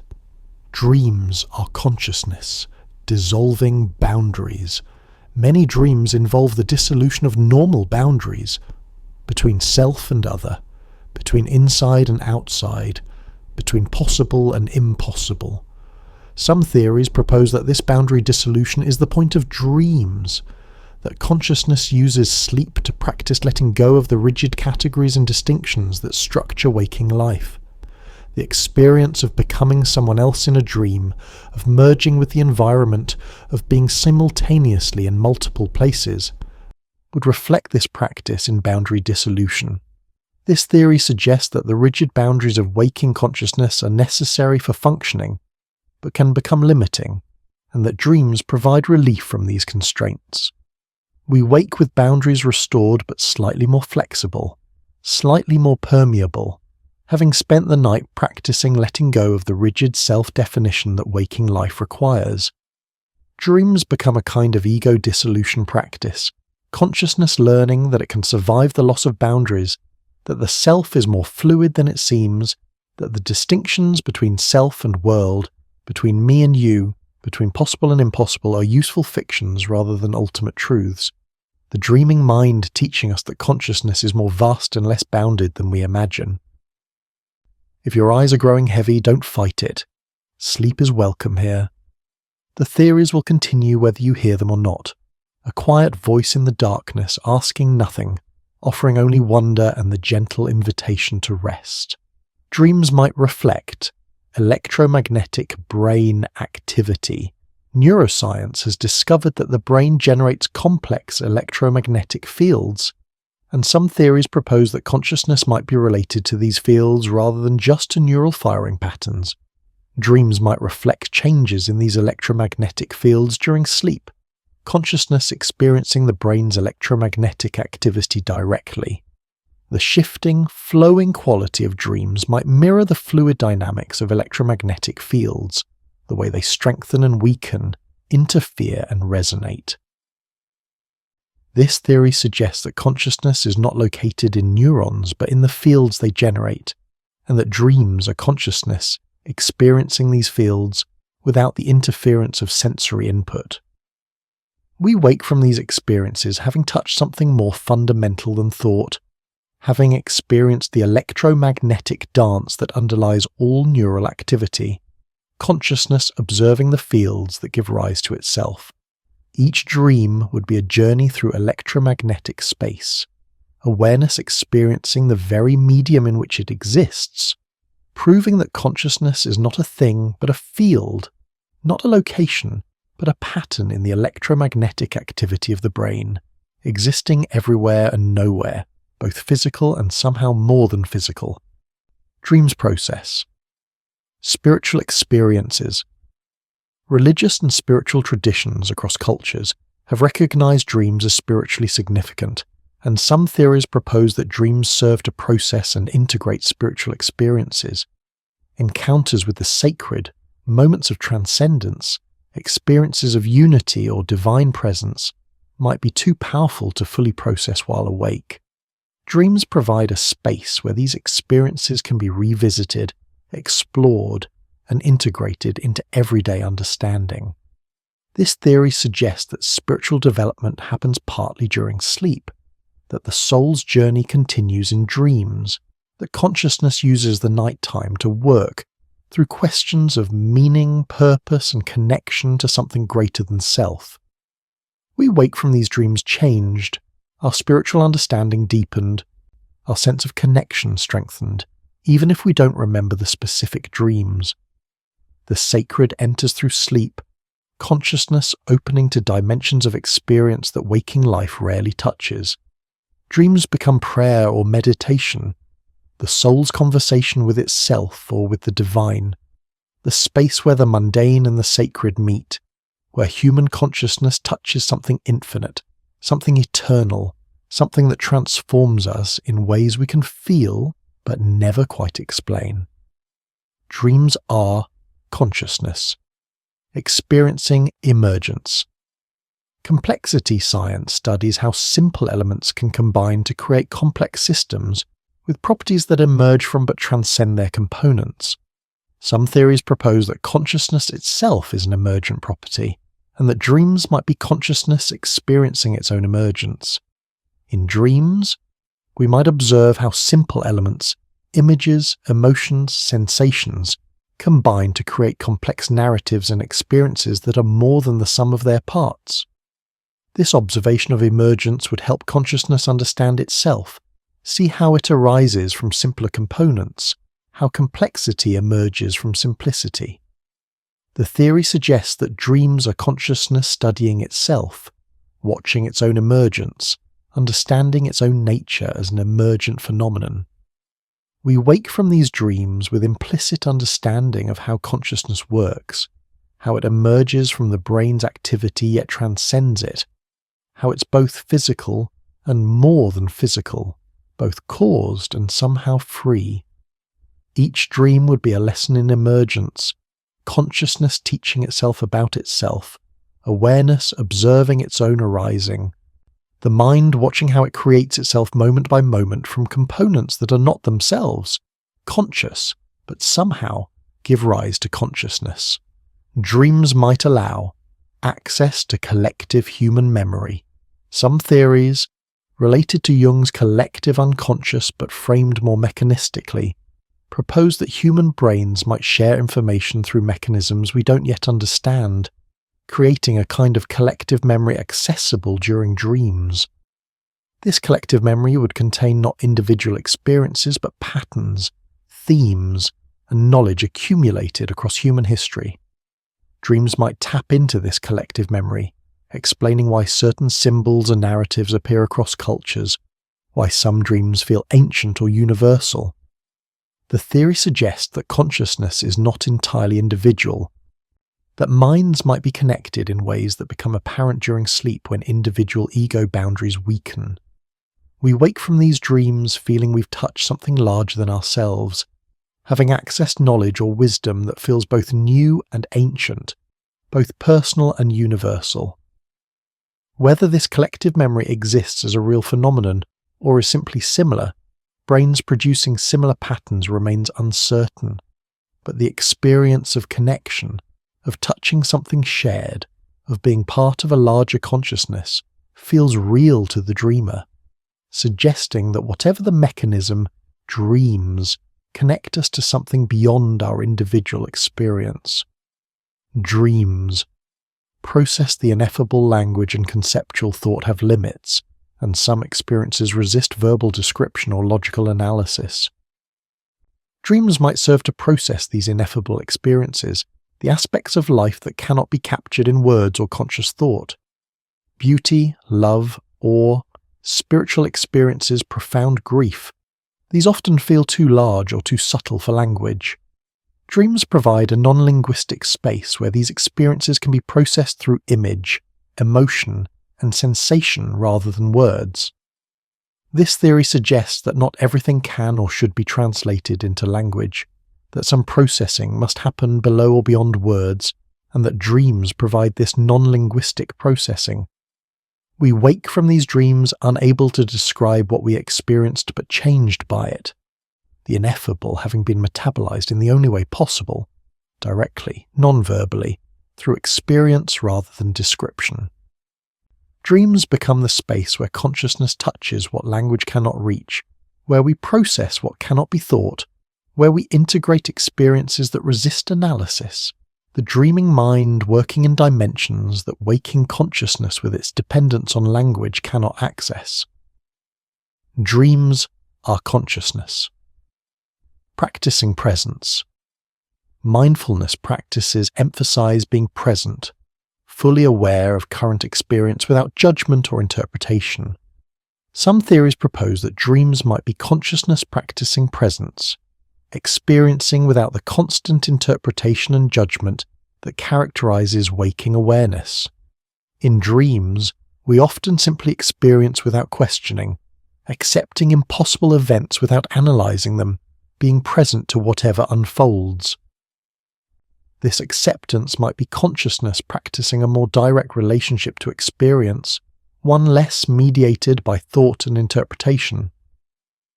The theory suggests that the goal of mindfulness, to experience directly without constant mental commentary, might be natural to dreaming consciousness, and that dreams might actually be teaching us how to be more present. We wake from dreams having practiced presence, having experienced without judging, having been aware without analyzing, the dreaming mind showing the waking mind how to simply be with experience, how to accept what is without immediately trying to understand or change it. Each dream becomes a meditation, consciousness practicing the art of presence, awareness learning to experience without interference, the mind discovering that it can observe without commenting, can be aware without thinking, can exist in pure presence even if only for moments. Dreams might reflect. Quantum entanglement of consciousness. Quantum entanglement describes how particles can be correlated in ways that transcend space, instantaneously affecting each other regardless of distance. Some highly speculative theories propose that consciousness might exhibit similar entanglement, and that dreams might be when we experience this entangled nature. Dreams where we seem to know things happening far away, where we connect with distant loved ones, where we experience synchronicities, might reflect genuine quantum entanglement of consciousness. Though impossible to verify with current science, this theory offers a beautiful possibility that consciousness is not isolated in individual brains but entangled across space and time, connected in ways that become apparent during sleep when normal sensory constraints are absent. We wake from these dreams feeling connected, sensing that distance is illusion, that separation is not fundamental, that consciousness might be unified at a level deeper than individual minds. Whether this reflects genuine quantum entanglement or simply the brain's tendency to create feelings of connection remains uncertain, but the experience of unity, of transcending separation, of touching other minds across distance, feels real and profound to the dreamer. Dreams, process, information, overload. Modern life involves processing vast amounts of information, far more than our ancestors encountered. Some theories propose that dreams have taken on a new function in the information age, helping us process and filter the overwhelming amount of data we encounter daily. Dreams might sort through this information, determining what's important enough to remember and what can be discarded, what patterns are meaningful and what's just noise. This theory suggests that dreams are like a spam filter for consciousness, protecting us from information overload by processing and organizing the constant stream of data we encounter. We wake with minds that feel clearer, more organized, the night having sorted through the information chaos of modern life, having determined what matters and what doesn't. Dreams become increasingly important as information density increases, consciousness adapting to handle the unprecedented amount of data that characterizes contemporary existence. Each night the dreaming mind sorts, filters, organizes and discards, ensuring that we wake able to handle another day of information overload, the brain's nightly maintenance adapting to the demands of an information-saturated world. Dreams are consciousness, experiencing itself as story.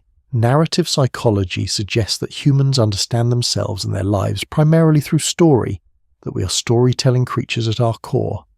Dreams might be consciousness, experiencing its own narrative nature, watching itself create stories, understanding itself as fundamentally a storytelling process. The way dreams create narratives from random elements, finding plot in chaos, generating meaning from meaninglessness, reveals the narrative impulse at work. This theory suggests that consciousness is not primarily rational or analytical, but narrative, that we understand through story rather than through logic. Dreams would be the narrative engine running without external input, creating stories for their own sake, practicing the fundamental human activity of storytelling. We wake as storytellers, our identity itself a story we tell ourselves, and dreams reveal this narrative nature, showing us that we are not beings who tell stories but rather stories that have become aware of themselves. Each dream is consciousness practicing its essential nature, awareness, experiencing itself as narrative, the mind discovering that it is fundamentally a story-generating process, that the self is a story, that life is a story, that consciousness itself is the universe telling itself stories. Dreams might allow consciousness to experience death. Some theories propose that dreams, particularly those involving death or dissolution of self, might allow consciousness to practice dying, to experience what it might be like to cease existing. These death dreams would serve to reduce fear of mortality by familiarizing us with the experience of ending. The theory suggests that accepting death is crucial for psychological health, and that dreams provide safe opportunities to confront mortality, to experience dissolution, and discover that something persists, that awareness continues even as the content of awareness changes. We wake from death dreams having practiced the ultimate transition, having faced our deepest fear and survived. The dreaming mind teaching us that consciousness can experience its own ending without truly ending, that awareness persists through transformation. These dreams become preparation for death, consciousness rehearsing the final transition, learning that letting go is possible, that dissolution need not be feared, that whatever happens when we die might not be so different from what happens each night when we fall asleep. Awareness dimming but not extinguishing, consciousness transforming but not ending, the light of subjective experience changing form but never truly going out. Some theories feel confusing, and that's okay. They're meant to be felt more than understood, like music you don't need to analyze to enjoy. Let them wash over you, these ideas about consciousness and dreams, about quantum states and narrative, about death and story.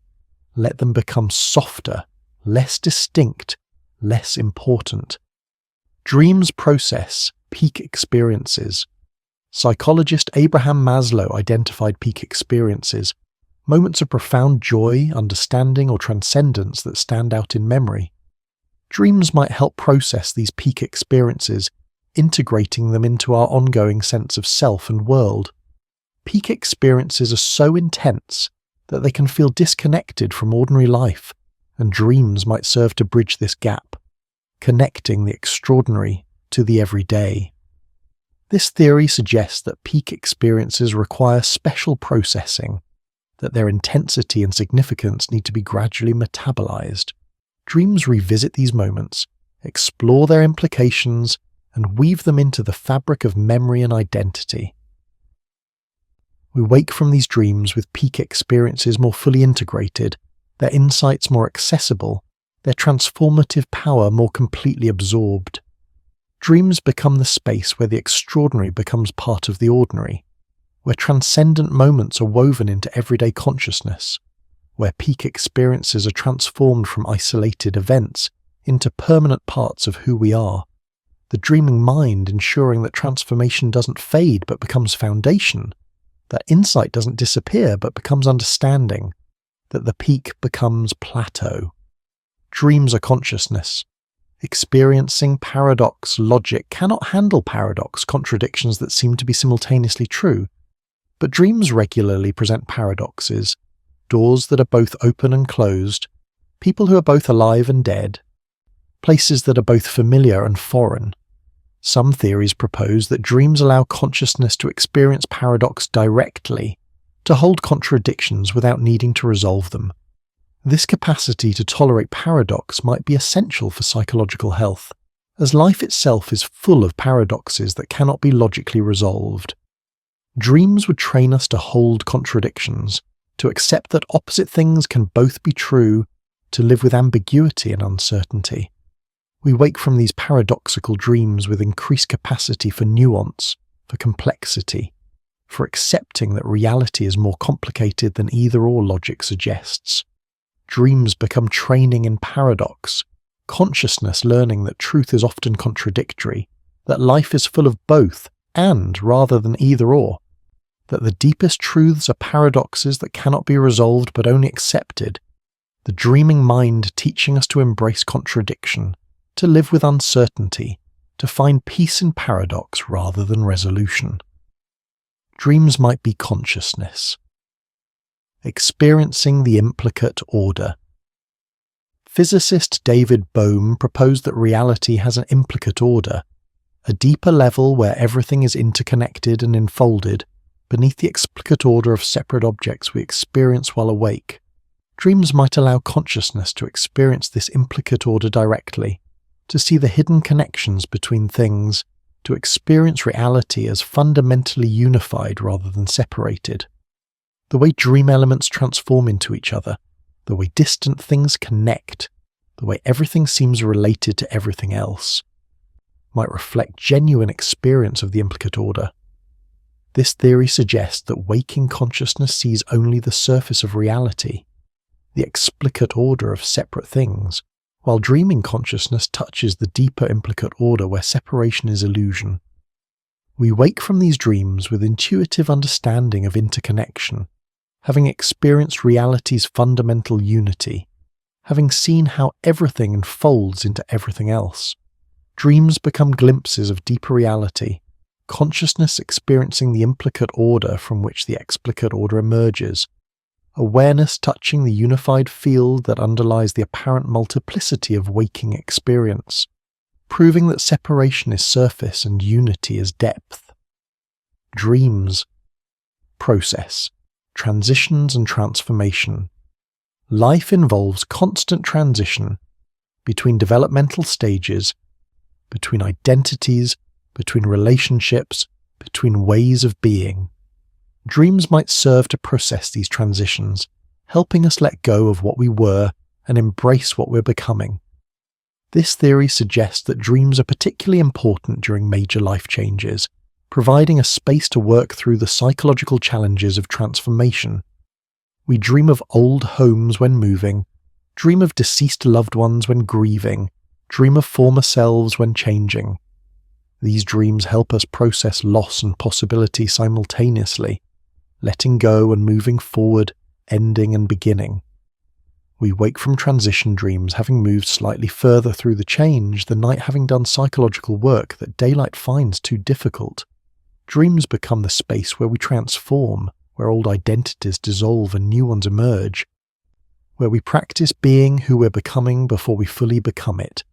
Consciousness using sleep to navigate the difficult passages of life, ensuring that transformation happens gradually, gently, that we don't change so fast we lose ourselves, that we remain continuous even as we transform. Dreams are consciousness. Experiencing resonance. Physics describes how systems can resonate, vibrating in harmony with each other, amplifying patterns through sympathetic vibration. Some theories propose that consciousness might work through resonance, and that dreams might be experiences of consciousness resonating with various patterns, memories, emotions, archetypes, other minds. The way dream elements seem to call forth other elements, the way themes echo and amplify, the way emotions resonate and intensify, might reflect genuine resonance phenomena in consciousness. This theory suggests that consciousness is not isolated, but constantly resonating with patterns both internal and external, and that dreams reveal this resonant nature. We wake from these dreams having resonated with various patterns, having been tuned and retuned, having found harmony with aspects of ourselves or the world we'd lost connection with. Dreams become resonance chambers where consciousness vibrates in sympathy with everything it touches, where patterns amplify and harmonize, where the isolated self discovers it's part of a larger resonance, a cosmic symphony where everything vibrates in relation to everything else. Consciousness discovering its nature as resonance, as vibration, as pattern that echoes and amplifies across the vast space of possibility. Dreams might allow consciousness to experience. Eternity time is one of the fundamental mysteries, and some theories propose that consciousness in dreams might experience eternity, a state outside time where past, present, and future exist simultaneously. The timeless quality of some dreams, where we seem to experience everything at once, where chronology collapses, where we are simultaneously young and old, beginning and ending, might reflect genuine experiences of eternity. This theory suggests that time is a construction useful for navigating physical reality, but not fundamental to consciousness itself. In dreams, consciousness returns to its natural timeless state, experiencing the eternal now that underlies the temporal flow of waking life. We wake from these eternal dreams back into time, but having touched something timeless, having experienced consciousness as it exists outside temporal constraints. Dreams become windows into eternity, proving that awareness is not bound by time, that consciousness exists in an eternal present even as it experiences the flow of past into future, that the moment of now is not a point moving through time, but a vast eternal space containing all time.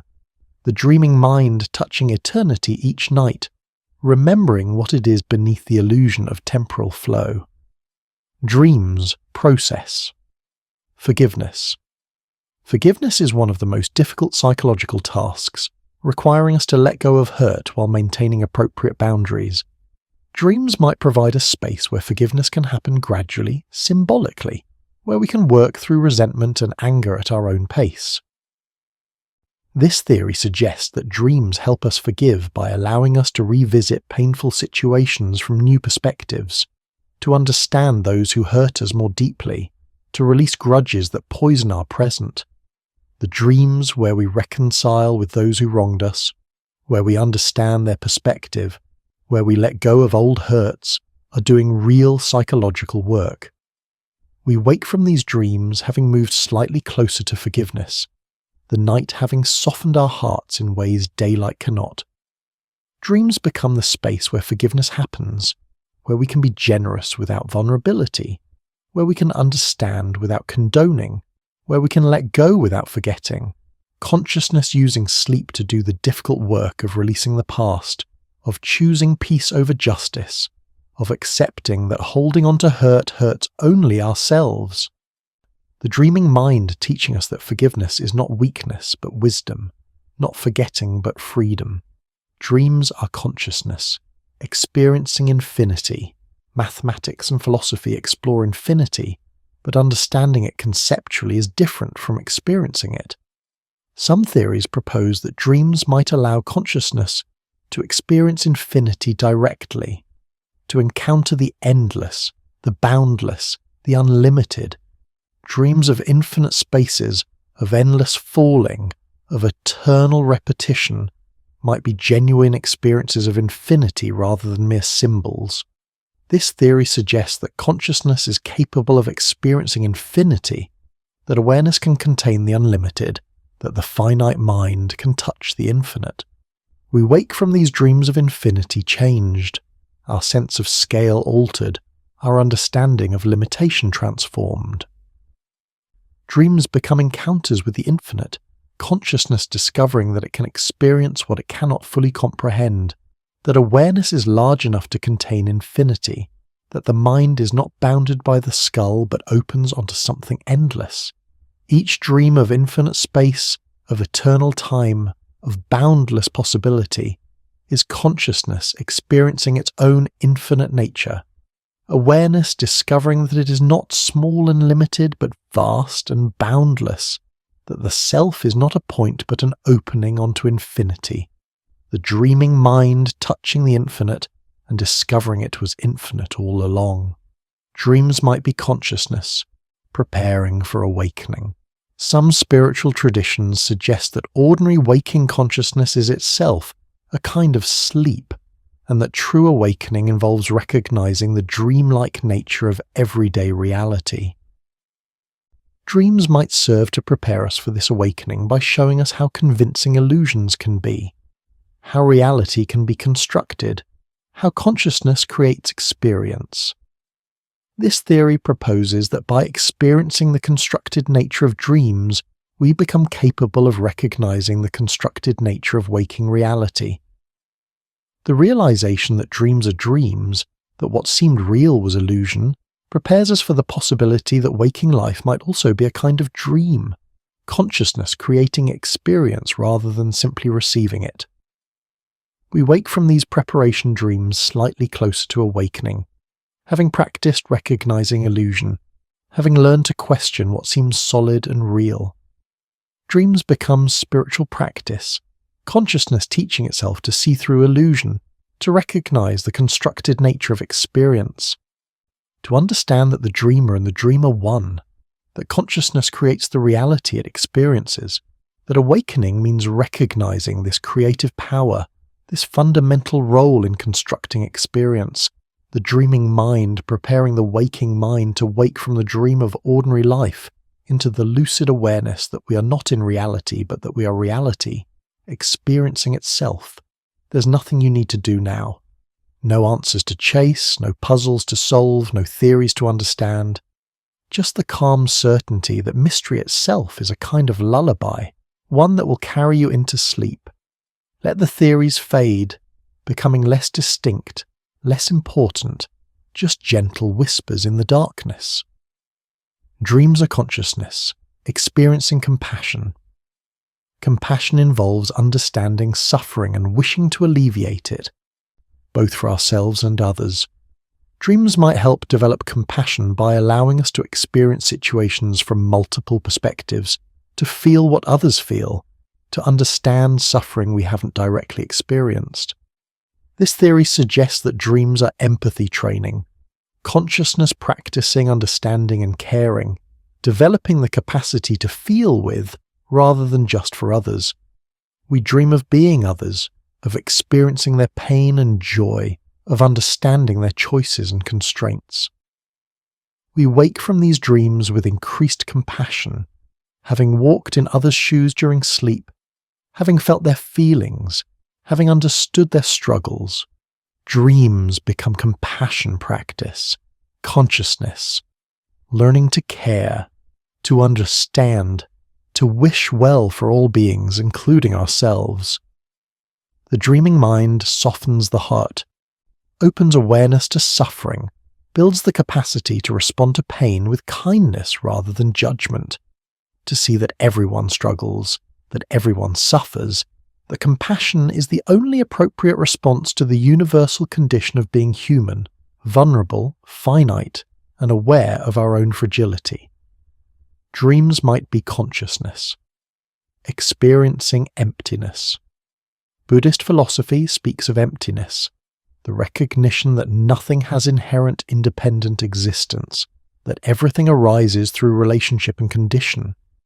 Dreams might allow consciousness to experience emptiness directly, to see how dream objects have no substance, how they arise and pass away without leaving trace, how they seem real yet are empty of inherent existence. This experience of emptiness in dreams might prepare us to recognize emptiness in waking life, to see that solid-seeming reality is also empty, also arising through relationship, also lacking inherent existence. We wake from these emptiness dreams with loosened attachment, having seen how things we grasp at are empty, how nothing lasts, how everything is process rather than thing. Dreams become teachings in emptiness, consciousness learning that form is emptiness and emptiness is form, that nothing is solid, that everything is flow, that the self we think we are is empty of inherent existence, arising moment by moment through relationship and condition, the dreaming mind teaching the fundamental insight that might free us from suffering, the recognition that nothing is permanent, nothing is independent, nothing exists in the way it appears to exist. Dreams process. Beauty. Beauty is mysterious, affecting us deeply in ways we struggle to explain. Dreams might help us process experiences of beauty, integrating aesthetic experiences into our understanding and memory. This theory suggests that beauty is so powerful it requires special processing, that encounters with the beautiful need to be revisited and absorbed during sleep. Dreams of beautiful landscapes, of sublime music, of perfect moments, might be the mind metabolizing beauty, ensuring that aesthetic experiences don't fade but become permanent parts of our inner landscape. We wake from these beauty dreams enriched, having absorbed beauty more completely, having allowed it to transform us. Dreams become the space where beauty does its work, where aesthetic experience becomes part of who we are, where the beautiful we've encountered shapes our souls. The dreaming mind ensures that beauty matters, that it's not just pleasant sensation but transformative experience, that encounters with beauty change us, that the sublime we experience becomes part of our foundation, the mind understanding that beauty is not luxury but necessity, not decoration but essence, that consciousness needs beauty, the way body needs food, and dreams ensure we digest the beauty we consume, absorbing it fully, letting it nourish us completely. Dreams are consciousness. Experiencing gratitude. Gratitude involves recognizing and appreciating what we have, a practice that enhances well-being and life satisfaction.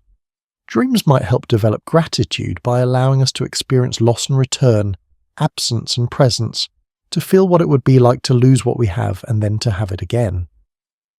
This theory suggests that dreams help us appreciate our lives by showing us alternatives, by letting us experience scenarios where things are different, worse, better, allowing us to return to our actual lives with fresh appreciation.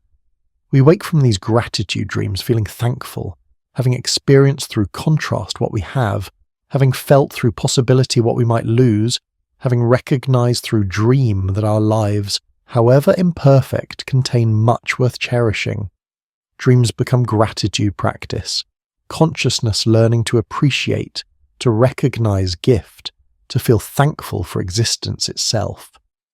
The dreaming mind teaches that gratitude is not just positive thinking but accurate perception, seeing clearly what is rather than dwelling on what isn't, recognizing that life itself is gift, that consciousness is miracle, that existence is grace, and dreams help us see this truth by showing us alternatives, by letting us experience through contrast the preciousness of what we have.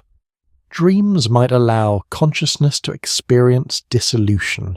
Many spiritual traditions speak of ego dissolution, the temporary loss of the sense of separate self. Dreams might provide safe opportunities for consciousness to experience dissolution, to feel the boundaries of self becoming permeable, to merge with the dream environment, to lose the sense of being a separate observer. This dissolution practice would help us recognize that the rigid self-boundary we maintain while awake is constructed rather than fundamental. That consciousness is more fluid than the ego suggests. We wake from these dissolution dreams with a loosened sense of self, having experienced that we can survive the loss of ego boundaries, that consciousness persists even when the sense of separate self dissolves. Dreams become practice in letting go of self, consciousness learning that it's larger than ego, that awareness doesn't require rigid boundaries, that the self we protect so carefully is just one possibility among many. Each dissolution dream is consciousness discovering its true nature as boundless awareness temporarily identifying with a particular perspective. The dreaming mind teaching that we are not the small self. We think we are but something vaster, more fluid, more connected, that the boundaries between self and world are permeable, that consciousness is fundamentally open, fundamentally unified, fundamentally free. Dreams process. Wonder is the emotion we feel when encountering something vast, beautiful, or mysterious that transcends our understanding. Dreams might help us process experiences of wonder, ensuring that these profound moments don't fade but become integrated into our ongoing sense of life's meaning. This theory suggests that wonder is so important to human flourishing that we've evolved specific mechanisms to process it, and dreams are part of this processing. We dream of vast spaces, of impossible beauty, of mysteries beyond comprehension, and these dreams help us metabolize wonder, ensuring it shapes us permanently. We wake from wonder dreams changed, our sense of possibility expanded, our appreciation for mystery deepened, our capacity for awe enhanced. Dreams become the space where wonder does its transformative work, where encounters with the vast and beautiful reshape our souls, where mystery becomes not frustration but invitation, where not knowing becomes not problem but gift. The dreaming mind ensures that wonder matters, that it's not just passing emotion but transformative experience, that encounters with the vast and mysterious change who we are, that awe is not luxury but necessity, that consciousness needs wonder the way lungs need air, and dreams ensure we breathe deeply of wonder, absorbing it fully, letting it expand us completely. Dreams are consciousness, experiencing surrender. Surrender involves letting go of control, accepting what is, allowing rather than forcing. Dreams might help us practice surrender by presenting situations where control is impossible, where we must simply experience whatever unfolds, where resistance is futile and acceptance is the only option. This theory suggests that dreams train us in surrender, teaching us to let go, to accept, to flow with, rather than fight against. We wake from these surrender dreams with increased capacity to accept life's uncontrollability, having practiced letting go during sleep, having learned that surrender is not defeat but wisdom. Dreams become surrender practice, consciousness learning that control is illusion, that acceptance is peace, that letting go is freedom. The dreaming mind teaches that we cannot control reality, that resistance creates suffering, that acceptance creates peace, that surrender is not weakness but strength, not giving up but giving into what is, not defeat but victory over the ego's need to control. Each dream where we're carried by forces beyond our control is consciousness learning surrender, awareness discovering that peace comes not from controlling life, but from accepting it, from flowing with it, from surrendering to what is rather than insisting on what should be. The dreaming mind teaching the hardest and most important lesson, that letting go is the path to peace. Dreams might be consciousness, experiencing home. Home is both place and feeling, both location and belonging. Dreams might help us understand what home means, allowing us to explore different versions of home, to feel what it's like to be home and to be homeless, to understand home as both external place and internal state. This theory suggests that dreams help us find home, both literally and metaphorically, both in the world and in ourselves. We dream of childhood homes, of impossible homes, of homes we've never seen but somehow recognize, and these dreams help us understand what we're seeking, what we need, what home means to us. We wake from these home dreams with clearer sense of where we belong, having explored home in all its dimensions during sleep, having felt home's presence and absence, having understood that home is not just place, but feeling, not just location, but belonging. Dreams become the search for home, consciousness seeking where it belongs, awareness looking for the place or state where it can rest, where it can be itself, where it can finally stop searching and simply be. The dreaming mind teaching that home is not destination but recognition, not place but presence, not somewhere we go but somewhere we remember, that we've always been home, that consciousness itself is home, that awareness is the only home we need. Dreams process. Love. Love is perhaps the most profound human experience, and dreams might help us process love in all its forms: romantic, parental, platonic, universal. This theory suggests that love is so powerful and complex that it requires special processing during sleep, that dreams help us understand love, integrate love experiences, and develop our capacity to love. We dream of loved ones living and dead, of love lost and found, of love's joy and pain, and these dreams help us metabolize love's intensity. We wake from love dreams changed, our hearts expanded or healed, our understanding of love deepened, our capacity to love enhanced. Dreams become the space where love does its work, where love experiences are integrated, where the heart learns and grows, where love transforms us.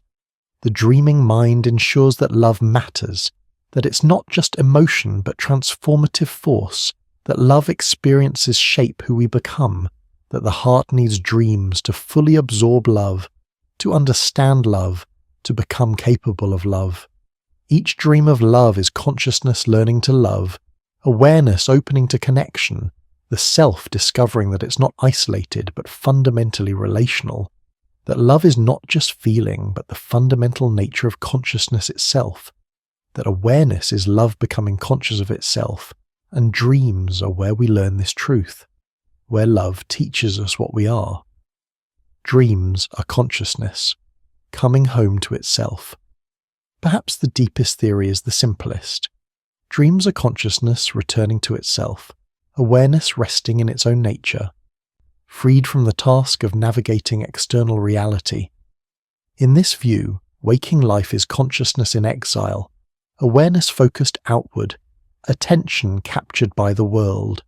Dreams are the return, consciousness coming home to itself, awareness experiencing itself directly, rather than through the mediation of external objects. The peace some people feel in dreams, even when the content is bizarre or frightening, might reflect this homecoming, consciousness recognizing itself, awareness resting in its own nature. We wake from these homecoming dreams refreshed, not because we've solved problems or processed information, but because we've been home, because consciousness has rested in itself, because awareness has remembered what it is. Dreams become the nightly return to source, consciousness touching its own ground, awareness experiencing itself as itself rather than as awareness of something else. Each night we come home, and each morning we venture out again, but we carry the memory of home, the knowledge that we can return, that home is always waiting, that consciousness is always home to itself, that awareness never truly leaves itself, that even when focused outward we remain rooted in the ground of consciousness itself, and dreams remind us of this truth. This fundamental homecoming that happens each night, consciousness returning to itself, awareness resting in awareness, the mind discovering that it has always been home, that it has never left, that home is not destination but recognition, not place but presence, not somewhere we go but what we are. And so our quiet journey through theories about dreams comes to a gentle close. We've travelled far tonight, from neural processing to quantum consciousness, from evolutionary adaptation to cosmic awareness, touching on questions that span from the deeply personal to the infinitely vast. The theories behind us now like stars fading into dawn. Some theories offered answers, others only deeper questions. Some felt solid, others shimmered like mirages. But all of them carried a piece of humanity's endless curiosity, our refusal to accept experience at face value, our need to wonder. These theories, some ancient and some born yesterday, represent our attempts to understand one of life's most universal yet mysterious experiences, the nightly journey into another kind of consciousness, another way of being. Theories are strange things. They're not quite facts, not quite fantasies. They live in the space between what we know and what we imagine. They're humanity's way of reaching toward truth with imperfect hands, building bridges across chasms of ignorance. Some will be proven right, others will fade, but the reaching itself, the wondering, never stops. We keep asking what dreams are, what they mean, what they do, because dreams themselves keep asking us these questions night after night, inviting us to wonder. If your eyes are already heavy, that's just fine, perfect even. Let the last traces of theories and consciousness and quantum states fade behind your thoughts, becoming less distinct, less important. Let your breath carry you softly into rest, each exhale releasing a little more tension, each inhale drawing you deeper into calm. There's still so much more to discover, endless theories waiting, infinite questions to explore. But for now, you've learned enough. You've wondered enough. You've travelled far through mysteries and questions, and dreams can wait until morning, patient and unchanging, ready whenever you return. They'll be there when you sleep again, those strange visitors that arrive each night, carrying their mysteries, their meanings, their messages, whatever they are. You don't need to remember any of this. Not the theories, not the details, not even the questions themselves. They were never meant to be memorized, only experienced, like watching clouds drift across the sky. What matters is not what you retain, but how you felt while listening. The gentle stimulation of curiosity, the soft pleasure of learning, the quiet comfort of questions asked in darkness. That's enough. That's everything. Let the theories dissolve like dreams themselves dissolve upon waking, leaving only impressions, only feelings, only the vague sense that something interesting happened, something worth experiencing, something that somehow mattered even if you can't quite remember why. Notice how your body has grown heavier as we've talked. how your muscles have softened, how even the weight of your thoughts has decreased. This is the natural rhythm of rest, the way consciousness gradually releases its grip, letting you drift. You don't need to force it. You don't need to try.